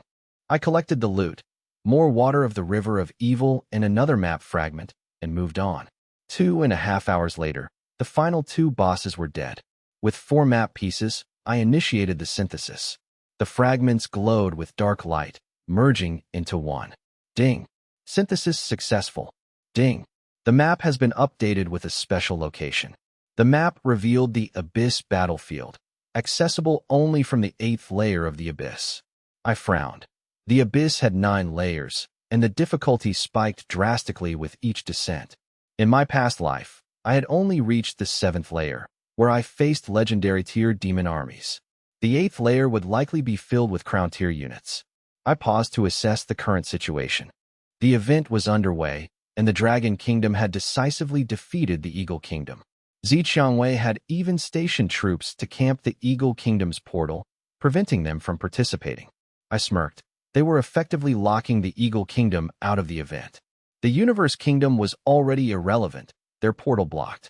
Other hostile nations like the Sakura and India kingdoms had vanished into the map, likely plotting something.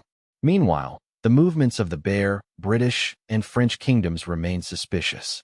Ignoring the players, I focused on the event shop opened by the Angel race. With 406.9 billion points, I returned to the main plane to visit Angel Shui. She was visibly uncomfortable with my aura, but I ignored her, checking the shop. Disappointingly, the Angels weren't selling astral units. I bought out all Tier 9 units to hand over to Yi Mingzhu. I turned my attention to other categories, spotting several items of interest. 1. Astral Tower Blueprint, Legendary. 2. Angel Combat Academy Blueprint. 3. Astral Void Stone, Legendary. 4. Heavenly Enchantment Stone, Legendary. 5. Astral Healing Scroll, Mythical. I purchased them all. Ding. You spent 18 billion points on 1,000 Astral Void Stones. Ding. You spent 30 billion points on 1 Heavenly Enchantment Stone. Ding. You spent 48 billion points on 1,000 Astral Healing Scrolls. I efficiently cleared the shop of all materials and consumables. Angel Shui watched in shock as I emptied the inventory. Players were equally stunned, resigned to the fact that Night Demon always monopolized the event shop. I inspected the 2 blueprints, though their specific attributes remained hidden until construction. I returned to my territory via the portal in the City of Light. With the necessary materials, I began construction. Ding. You successfully built the Star Tower, triggering a grade increase to Immortal. Ding. You successfully built the Angel Combat Academy, triggering a grade increase to Mythical. I was stunned. A legendary tower had been upgraded to Immortal. I marveled at the tower, wondering about the power of the god of ancient technology. The tower was immense, reaching toward the stars, its structure shifting between transparent and solid. I checked its stats. Description: an astral tower created by the star god of the outer universe. Grade: Immortal. Stats: 36 million attack, 2 trillion durability, 1 billion magic/day. Skill: Star Strike, 10x damage to 100,000 targets. Skill: Star Descent. Summons stars to attack a target with 1000% attack speed and damage. Skill: Transcendent Star Mirror. Copies 100,000 versions of itself with 1 HP for 60 seconds. I gasped. I had never heard of an immortal grade tower in my previous life. The power was unprecedented. It could instantly kill mythical grade bosses. The final skill was particularly broken. Creating 100,000 clones, even with 1 HP, could deal catastrophic damage in a single second. I mused, if I build 100,000 of these, I'd have 10 billion immortal towers. The thought was staggering. I felt invincible. I then checked the second building. It was a pristine, white, sacred structure. Description: a research facility for angel combat techniques. Grade: Mythical. Stats: 2 billion magic/day. I opened the research projects. It was a specialized facility for flying units, a rare find. Since angels are born with flight, this building significantly boosted their combat prowess. Research buildings were essential for late-game power. With my 500% bonus to research effects, this facility was incredibly potent, providing a massive boost to flying units. At max level, it grants plus 300% attack, defense, and HP to all flying units. Combined with my other buffs, my units would be unstoppable. I initiated the research and checked the Heavenly Enchantment Stone. Description: from the 9th heaven. Grade: Legendary. Effect: plus 50% damage to evil factions, minus 50% damage taken. I noted its utility. Items from the heavens, influenced by benevolent gods, were always superior. After finishing my preparations, I led my troops into the second layer of the abyssal prison. The entrance was at the center of the first layer. Half an hour later, I entered the second layer. The temperature was higher, and the air was thick with the scent of blood. The abyssal river flowed with viscous, black blood. I pressed toward my marked destination. 3 hours later, I reached the 5th layer and halted my troops. The enemies were now high-level Tier 9 ghosts, with occasional Tier 10 legendary units. They were weak to me. I asked Layla to hide our presence as we approached a disturbance. As the goddess of phantoms, Layla used her shadow mist to mask them. She reported 2 powerful entities fighting. I approached and witnessed the battle. One was a 10-meter-tall giant ghost. The other was a slender female angel in tight armor. My eyes narrowed. An immortal-grade evil ghost monarch versus an immortal-grade solar seraph. I used my scout spell. The names shocked me. I recognized the angel. In the future, she would become a notorious fallen angel. There were only 24 solar seraphs in existence. Her betrayal would shake the astral realm, leading to the slaughter of countless righteous warriors. She was eventually killed by 5 other seraphs and the god of justice. Seeing her now, radiant and holy, I realized she had not yet fallen. Metal clashed as the battle raged on. Angel Mo clashed her flaming holy sword against the demon Salufa's massive, grotesque blade. A shockwave rippled outward. Despite her smaller stature, Mo's strike forced the demon to stagger back. Outmatched in strength, Salufa was quickly overwhelmed by Mo's relentless flurry of attacks. I watched from 100 meters away, my troops concealed within Layla's divine mist. Layla's stealth was flawless. Even these 2 immortal-grade entities remained oblivious. I monitored their health bars, noting they were depleting at similar rates. However, Mo's health bar showed a steady recovery, proving her superior endurance. After 10 minutes, Salufa was near death, his body covered in wounds. Mo was also exhausted, her armor shattered and her health at 20%. Suddenly, a volley of flaming arrows rained down from the sky. Mo instinctively spread her wings and darted away. Salufa, missing a wing, couldn't escape. He attempted to vanish using dark energy, but Layla's green light trapped him. "Goddess of Phantoms," he cried as the arrows struck. Simultaneously, my Sky Knights and Dragon Legion unleashed a barrage, instantly killing the monarch. I smiled. Killing an immortal-grade demon was difficult, as they usually respawn in the River of Evil. By interrupting the demon's escape skill, I had secured a massive victory. Having waited until the boss was at 5% health, I had effectively stolen the kill. I approached the corpse with my troops. As I reached for the loot, a terrifying aura descended. Angel Mo stood before me, sword drawn, radiating killing intent. "Human, these are not yours. Don't touch them if you value your life." I feigned innocence. "I just saved you from the demon, and this is how you repay me?" I thought angels were kind, not thieves stealing from humans. Mo's face flushed red with rage behind her helmet. She was furious. She had done all the work, and I had simply swooped in to steal the kill. As a fallen angel at heart, she lacked true benevolence. She wanted to kill me, but the timing wasn't right. "This demon was our prey," she insisted. I shrugged. "Sorry, it was my church's target too." Ignoring her murderous glare, I collected all the loot. With 10,000 times amplification, I harvested a massive haul. My eyes settled on the final item, a pulsating, pitch-black mass of energy. The item was a mass of evil, an immortal-grade material from the depths of the River of Evil, capable of corrupting the soul of anyone who touched it. I realized this was why Mo had risked everything to kill the demon. It was the catalyst required to transform a solar seraph into a fallen angel. My gaze shifted toward Mo, who felt unervingly exposed. "Human, keep the equipment, but that item is too dangerous. Let me handle it, she demanded.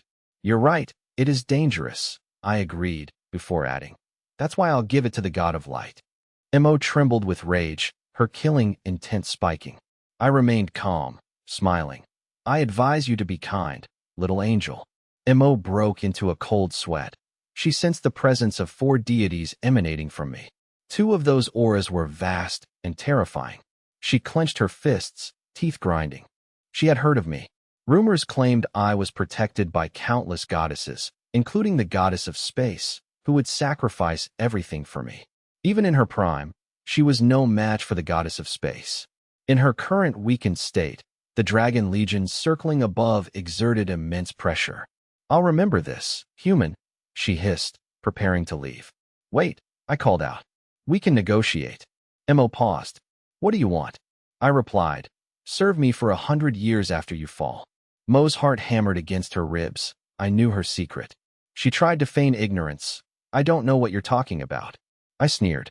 Don't play games. You only have one chance. Are you prepared to wait another 1,000 years? You have 5 minutes to decide. I fell silent, leaving Mo in a state of internal turmoil. How did this human know about her desire to fall? She had never told a soul, not even her most trusted subordinates. Worse, I was an otherworlder. I couldn't be permanently killed, and I had goddesses backing me. If I exposed her, Angel King Kale would tear her apart. I agree, she choked out. A system prompt appeared. A soul contract has been initiated. She will serve you for 100 years after her fall. Accept? I grinned. The deal was a massive win. I had secured an immortal-grade subordinate for free, using an item that was useless to my own faction but invaluable to hers. The contract was bound by her soul. If she betrayed me, she would suffer irreparable damage. Angel Mo was visibly frustrated. While a century was brief for her, serving a human as a menial laborer was humiliating for a solar seraph, even a fallen one. I tossed 1,000 items from my inventory toward her. Angel Mo froze in shock. These were essence of evil, immortal-grade materials she had sought for millennia. She had once risked her life against an immortal-grade evil ghost monarch for just one. Seeing her stunned, I scratched my cheek and pulled out another 3,000. Not enough. Angel Mo's lip twitched as she snatched them. Even one was enough for her fall ritual. With 4,000, her strength would skyrocket. She departed, wings fluttering. I checked my loot. Thanks to my 10,000 times amplification, I now held 2 immortal artifacts. Description: armor from an evil ghost monarch, imbued with the malice of the river of evil. Causes gradual corruption upon wearing. Grade: immortal. Type: special equipment. Effect: corrupts units. I was stunned. This could force alignment shifts, turning inherently good-aligned units like angels into evil-aligned ones. Normally, if a lord acted against justice, an angel's loyalty would plummet. After corruption, they would become evil units. I stored the armor, planning to give it to Taiwanasi so she could raid the surface. Description: a terrifying blade from an evil ghost monarch. Grade: immortal. Attributes: 1. Attack plus 1,000%. Defense becomes 0. Damage taken plus 1,000%. 2 and 3. Divine power skills, unviewable. Requiring divine power to operate. This glass cannon gear was useless to me, as I already had sufficient attack. I stored it and led my troops toward the 8th layer of the abyssal prison. Upon arrival, the system warned that the extreme heat would kill my human and elf troops within 8 hours. Furthermore, countless towering, terrifying ghosts swarmed before me. I used my scout spell. They were indeed crown-tier units, fully equipped with mythical-grade gear. I took a deep breath. Thankfully, Layla's divine power could extend here, or clearing the path would be a nightmare. Hearing the distant roar of the river of evil, I used an immortal-grade speed scroll to rush toward my target. An hour later, a deafening explosion rocked the area.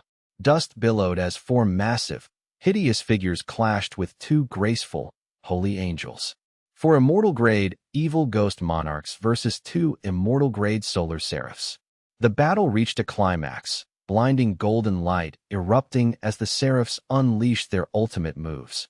A self-detonation. The explosion was so intense it killed nearby crown-tier units instantly. I activated the Dragon Soul barrier to survive the shockwave. The blast created a massive crater, causing the river of evil to divert into the abyss. 2 ghost monarchs were dead. Their corpses floated on the river, destined to revive in a weakened state. The surviving solar seraph knelt, bleeding heavily. I approached the center of the battlefield, spotting a small, mysterious box. I used Scout. Description? I picked it up. The seraph frowned. I displayed my Church of Light medal. I am a Duke of the Church.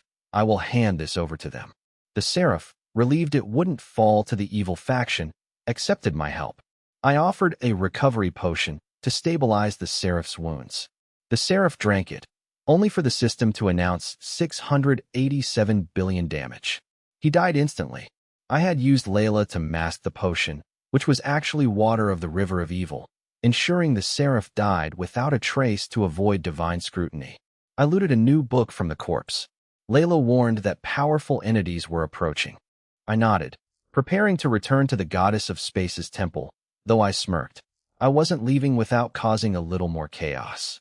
5 minutes later, several powerful figures appeared in the 8th layer of the abyssal prison. These were paladins from major churches, all currently in a state of divine descent, the elite of the good faction. The god of light, the god of justice, and the goddess of moon had all descended to the abyssal prison. Their strategy was simple. The deities would stall the evil ghost monarchs while the angels retrieved the artifact. Despite deploying 5 solar seraphs, the plan was ruined by me. The god of light sighed at the sight of the fallen seraphs. The earlier explosion had shocked the deities and caused the evil ghost monarchs to flee. The god of justice frowned, inspecting the corpses. "This is wrong," he raged. "How could a solar seraph ingest the water of the river of evil? His cause of death is highly suspicious." The other deities stared in disbelief. The god of light looked grim. The idea of a solar seraph drinking the water of the river of evil seemed impossible. Solar seraphs were the purest, most powerful angels, hardened by millennia of war. Losing one was a grave tragedy. The goddess of moon looked on, deep in thought. She glanced toward a distant point and said, "Regardless, the creator god's artifact is gone. We must leave." The god of justice sighed. "Let us return to the main plane with our followers." The deities retreated, leaving the territory of the immortal grade evil ghost monarchs. These monarchs, usually locked in internal power struggles, had avoided direct confrontation with the deities to preserve their own strength. Had they fought, the descended deities would have been overwhelmed. Less than a minute after the deities departed, the situation shifted. Spatial fluctuations signaled the arrival of several evil ghost monarchs radiating destruction. They exchanged cold, knowing glances. One monarch declared, "According to Ferrusi's intel, a human has taken the artifact." The other monarchs were stunned. "A human? Daring to enter the 8th layer?" They growled. "We cannot let him leave the abyss alive." I, unbothered, headed toward the exit. I knew the immortal evil ghosts would quickly spread word of the threefold portal. I reached a small angel outpost on the 7th layer. The outpost held only a few million angels. It was surrounded by holy, solemn defensive towers. I approached the commander. "Angel, a group of evil ghosts is hunting me." The male commander asked, "Why?" I pointed to my badge. "I am a Duke of the Church of Light." The commander nodded. "Rest assured," the commander promised. "With us here, no evil ghost shall pass." "My thanks," I said, passing through the outpost. I chuckled at their naivety. As soon as I left, the terrifying figures of the evil ghost monarchs appeared at the entrance. The commander's eyes widened. He sensed auras even stronger than the solar seraphs. Were these ghosts insane? The immortal grade monarchs glared at the outpost. "Flatten this place." I could already imagine the angels' fate. Millions of ordinary angels would be slaughtered instantly by the immortal grade monarchs. Zi Qiangwei messaged me. Over 20 nations, including the Eagle Kingdom and Sakura Kingdom, are launching an attack on us. The gaming world was merely a reflection of reality. Nations like the Bear Kingdom, once allies of the Dragon Kingdom against the Eagle Kingdom, had turned. Seeing my power, they joined the Anti-Night Demon Alliance. I sneered. Did they think numbers alone could win? I looked back. The energy fluctuations confirmed the battle had begun. Even with the deity's intervention, the evil ghosts fought with desperate, suicidal ferocity. Realizing I didn't need to intervene, I told Zi Qiangwei, "Withdraw all players from the portal." She was stunned. Really, she wondered if I was compromising, but I simply ordered, "Just do as I say." "Fine," she grumbled. Though she felt like a servant, she obeyed, trusting my judgment as she always did. The Dragon Kingdom players withdrew quickly, leaving only a few stragglers. Other nations mocked them. "Look, the Dragon Kingdom is afraid. They're spineless, just like in the past. They're trash, useless without their population. Block their portal. Don't let them participate in any more large-scale events." I'm in. Me too. Players from various nations swarmed the Dragon Kingdom's portal to hinder their progress. Ironically, those who had previously blocked others were now the most aggressive in doing so to the Dragon Kingdom. I sneered, rushing toward my own portal. Behind me, the system announced the deaths of countless players. The evil ghost monarchs were truly enraged. The descended deities were no match for the frenzied monarchs. I took a deep breath. It was time to leave the abyssal prison. There were at least a dozen immortal-grade monarchs present. The strongest among them had fought Angel King Kale for millennia. I didn't want to engage them, but I couldn't resist baiting the gullible angels. "The god of light is trapped. Go save him," I shouted to various outposts. "The god of justice has fallen. His followers are being slaughtered." With a few words, I sent the righteous angels flying into the fray. Hours later, I, exhausted from relentless sprinting and using immortal-grade scrolls of haste, finally reached the exit. Though the angels delayed the pursuers, the ghosts were close. I slipped through the shadows, passing the gathered foreign armies, and emerged in the main plain. Angel Shui stood by the portal. I ordered, "Close the portal." She shook her head. "I have no orders to do so," I said coldly. "There are over a dozen immortal-grade evil ghost monarchs right behind me. If you want to let them into the main plane, be my guest." Angel Shui's eyes widened in shock beneath her helmet.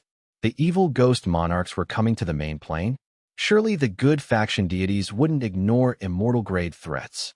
Doubting me, but fearing the risk, she raised her holy sword. A flash of light sealed the rotating portal as the system announced its closure. World announcement. All event portals in the Dragon Kingdom are closed. Players must wait. Ignoring me, Angel Shui flew off to report. The arrival of evil ghost monarchs via an angel's portal was an unforgivable catastrophe. Within a minute, the system confirmed the closure globally. World announcement. All portals to the event map are closed until further notice. As the announcements echoed, I silently commended the angels' efficiency. After all, the angels and believers in the abyssal prison had already been slaughtered by the ghosts.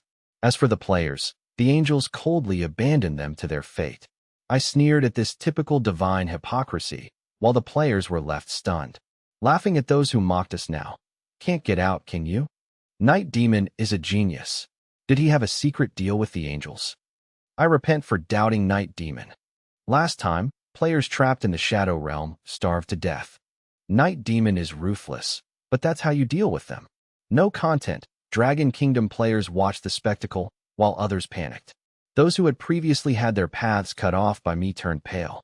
Starving to death was a miserable fate. Before they could protest, countless terrifying, ink-black figures surged from the second-layer portal. The monsters attacked instantly, accompanied by a suffocating aura of evil. A global debuff hit the players. Movement and attack speeds reduced to 0. Players were horrified. Crown tier units? Mythical grade bosses everywhere. Is this a fear debuff? Is an immortal grade boss here? Help! My units can't even break their defense. Damn angels, we're trapped. Chaos erupted. With speed stats at 0, players could only watch their armies get slaughtered. The evil ghost monarchs radiated killing intent. The portal was sealed, and the artifact's aura had vanished from the evil domain. Wretched humans, prepare to suffer our wrath for this deception.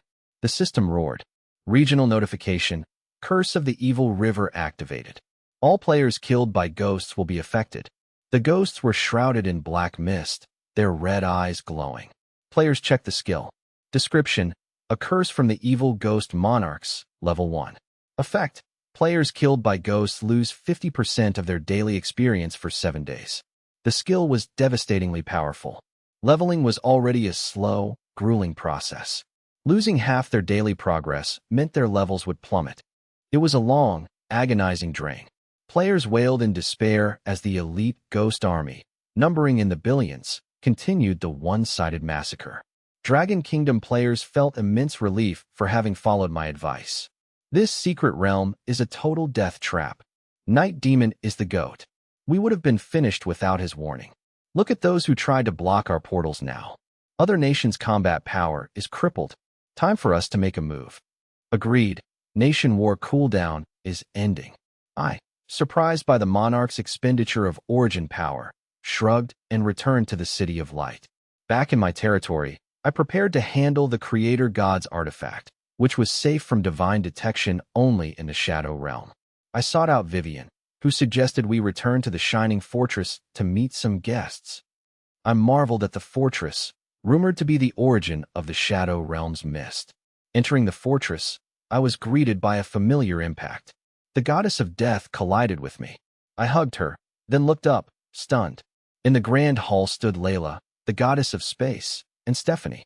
All three goddesses were present in their true forms. I asked, "What's going on?" The goddess of space looked at me with a resentful gaze. Stephanie revealed the truth. Vivian invited us. Vivian added, "I thought it would be nice for everyone to gather." I felt like I was standing in the middle of a collision course. Layla dropped her pout, remembering her age. She held out her hand. "Humph, I heard you obtained the Creator God's artifact." "Well," Layla suggested, turning the artifact over. I flicked her forehead, unimpressed by her attempt to assert authority. I pulled the artifact from my inventory, a simple, unassuming hexahedral box, and inspected its stats. Description: a supreme artifact left by the Creator God, forged by fusing 3 supersized planes. It renders any territory it protects impregnable. Grade: immortal. Type: territory item. Effect 1: creates a colorless, intangible sea around the territory. Effect 1: details enemies within 300,000 yards are slowed by 90%, while friendly units gain 300% movement speed and 300% building attack speed. This slow ignores all resistance. Effect 2: a mirror plane surface that reflects all energy. It fully reflects damage from units, buildings, and items below mythical grade. It also reflects damage from immortal grade sources, triggering once per second. Effect 3: a gateway to an ancient sanctuary.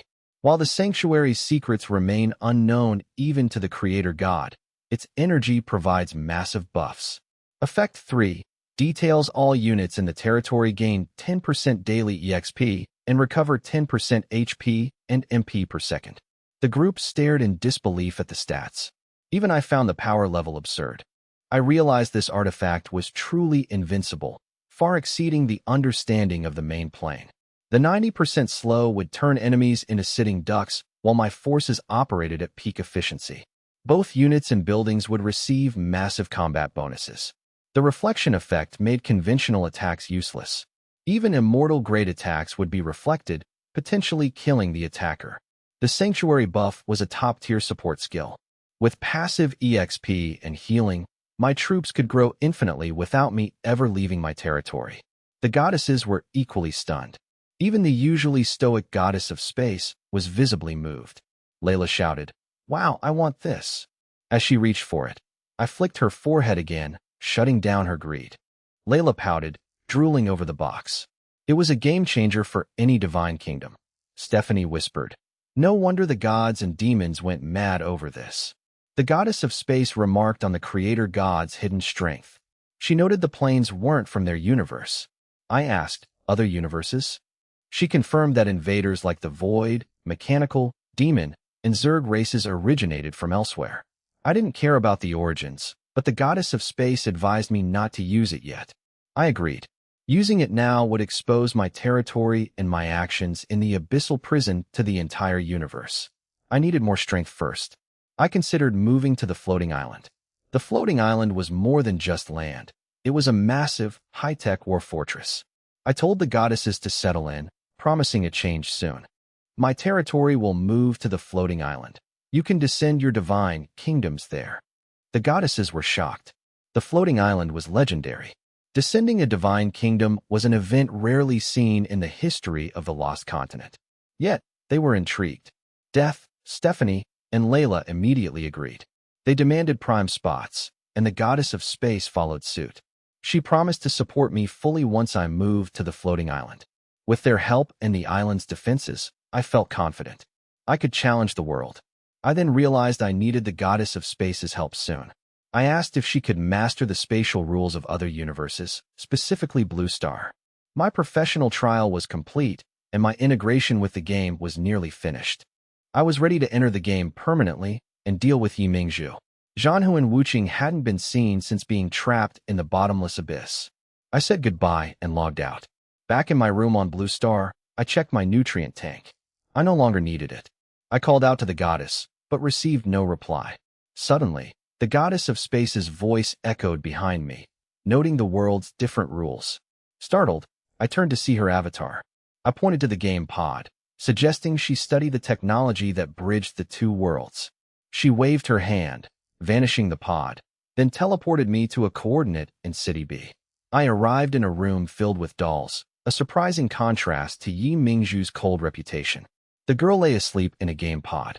Yi Mingzhu opened her eyes, her gaze locking onto me. A bullet suddenly fired from the game pod. I narrowed my eyes and caught the speeding bullet between two fingers with a flourish. I sighed at Yi Mingzhu, still in her pajamas. You seem like such a sweet girl. Why are you so violent? Yi Mingzhu was stunned. Master, how did you get in? You said you lived in another city. She was shocked that I had caught the bullet barehanded. With my current stats, bullets were harmless. Yi Mingzhu, blushing, retreated to change out of her pajamas, feeling awkward about having a man, especially one so close to her, in her room. I spoke directly. What I'm about to tell you will sound unbelievable, but it is the truth.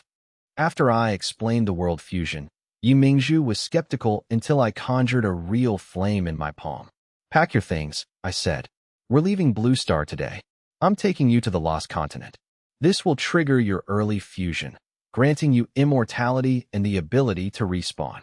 Yi Mingzhu was moved by the prospect of immortality as I calmly sipped tea. Before we go, I added, we'll settle your personal affairs. Yi Mingzhu trembled, her eyes widening.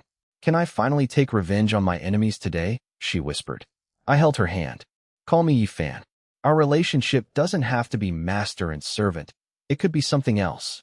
Yi Mingzhu blushed deeply. Can I really? She murmured. I smiled. Why not? Though I had trained her as a subordinate, I never looked down on her. In fact, she was more diligent than any of the other girls in the Lost Continent. I stood up. Pack up. We won't be returning to Blue Star. I gestured to her collection of dolls. Bring them all. Yi Mingzhu turned bright red. Minutes later, she was ready, dressed in casual clothes. They arrived at a university in City B. I asked why they were there, and she explained she needed to withdraw. A teacher who was a friend of my father's helped me survive, she explained. I want to say goodbye. I nodded. Go ahead. Call anyone else you need to say goodbye to. I have no friends, she replied, then hesitated. Yi Fan, do you know what happened to Zi Qiangwei? We'll visit her when we have time, she suggested after a pause. As they walked, students whispered, shocked to see the Ice Queen, Jiang Shui, Yi Mingzhu, with a man. To the crowd's shock, Yi Mingzhu took my hand. The students were devastated, lamenting the loss of their first love. Some worried for me, noting that the wealthy Zhang Fan had been pursuing her for months. They found her teacher, who immediately sensed the intimate connection between the two. I'm here to withdraw, teacher, Yi Mingzhu said. Thank you for everything. The teacher was stunned. She had been the one protecting Yi Mingzhu since her father's death. He will take care of me, Yi Mingzhu promised. The teacher warned them about the powerful forces they were up against. The Zheng group. I laughed. Is that supposed to be impressive? The teacher's eyes lit up. She wondered if I had high-level backing. What are you planning? I'll just kill everyone in the Zheng family, I said coldly. The teacher was paralyzed by my sudden, intense killing intent. Who are you? She gasped. Night Demon, I replied. The teacher was shocked. The name, Night Demon, was legendary in the Dragon Kingdom. Yi Mingzhu confirmed her identity. I am Yi Mingzhu. The teacher finally understood why she had been absent. She had been playing games, but never with this level of intensity. I will protect her, I vowed. No one will ever hurt her again. After finishing the paperwork, Yi Mingzhu felt a sense of closure. She explained her history. Her father was a collateral member of the Zheng family who was purged after a power struggle. The teacher had saved her that night. I joked about burning a marriage certificate for her parents, making her smile. As they left, a group of men in suits blocked their path. I sighed, expecting a cliché confrontation. Zhang Fan, the heir to the Zhang group, stepped forward. "Jiang Shui," he demanded. When she introduced me as her boyfriend, the crowd erupted in disbelief. The students were baffled by the sudden appearance of this ordinary man. They whispered that Zhang Fan would surely destroy him. Zhang Fan sneered. "Jiang Shui, you're just using this poor kid to spite me, aren't you?" Yi Mingzhu sighed helplessly. Tired of the idiocy, she leaned into me and kissed me on the lips. She blushed, asking, "Do you believe me now?" Zhang Fan's expression turned icy. Pleased by her adaptation to our new dynamic, I enjoyed the public display of affection. Zhang Fan coldly commanded, "Kneel, kowtow 3 times, and hand over Jiang Shui, and I might spare you." I and Yi Mingzhu were stunned. Yi Mingzhu, having spent time with me, knew exactly how this would end. I chuckled. Stupidity really is a source of joy. "And who gave you permission to use her name?" I snapped my fingers, triggering a series of violent explosions that engulfed the campus. Students watched in horror, wondering how a simple snap caused game-like destruction. As smoke cleared, the campus erupted in chaos. A massive, bottomless crater had opened up beneath Zhang Fan and his group. Miraculously, none of the surrounding students were harmed. While students debated if it was magic or a bizarre weapon, I teleported myself and Yi Mingzhu away. The spatial shift left Yi Mingzhu dizzy and clinging to me. She stabilized and asked, "Won't we be discovered?" I smiled. "It doesn't matter. Blue Star will soon be irrelevant to us." With power far beyond anyone on Blue Star, I ignored the world's reaction. I stood before the Zheng Group headquarters and held out my hand to Yi Mingzhu. "Let's end this." At the Zheng Group building, guards blocked our path. I waved my hand, incinerating them instantly with flames, then ignored the security cameras. I decided to stop hiding and unleash my full power. I shifted my appearance. I donned my exquisite Forbidden Mage set, adorned with glowing purple gems. I summoned the staff of the evil god, filling the air with an ominous, destructive aura that left Yi Mingzhu in awe. Though prepared, she was still shocked by my transformation. She looked at me with fervent worship. I told her not to resist, then used my Flame Dominator skill to grant her a protective layer of fire energy. I carefully restrained my power to avoid leveling the entire building. We walked into the skyscraper together. The Zheng Group was a massive conglomerate in the Dragon Kingdom. Only Aoshi Wushuang's group could rival them. Zi Qiangwei, by contrast, had no real-world backing. Inside the lobby, employees mocked the pair's cosplay. My eyes turned cold.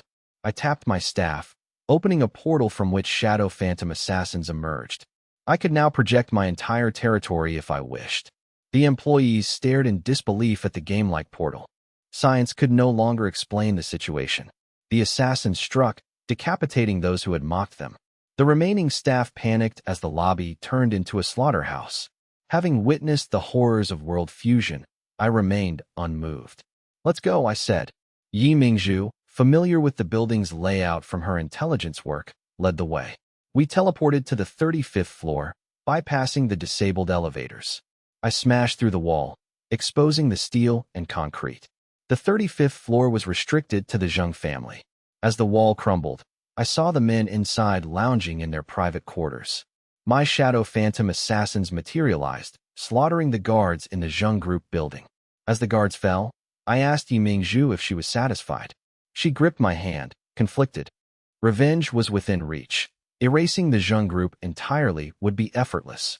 Yi Mingzhu ultimately shook her head, choosing to spare the others. I signaled my assassins to stop. I then teleported to the 40th floor, the lair of Zhanhuan Wuqing, but paused at the door. Sensing something unusual inside, I shattered the wall, revealing the room. A blood-red throne sat at the end of the room. A burly man lounged there, mocking.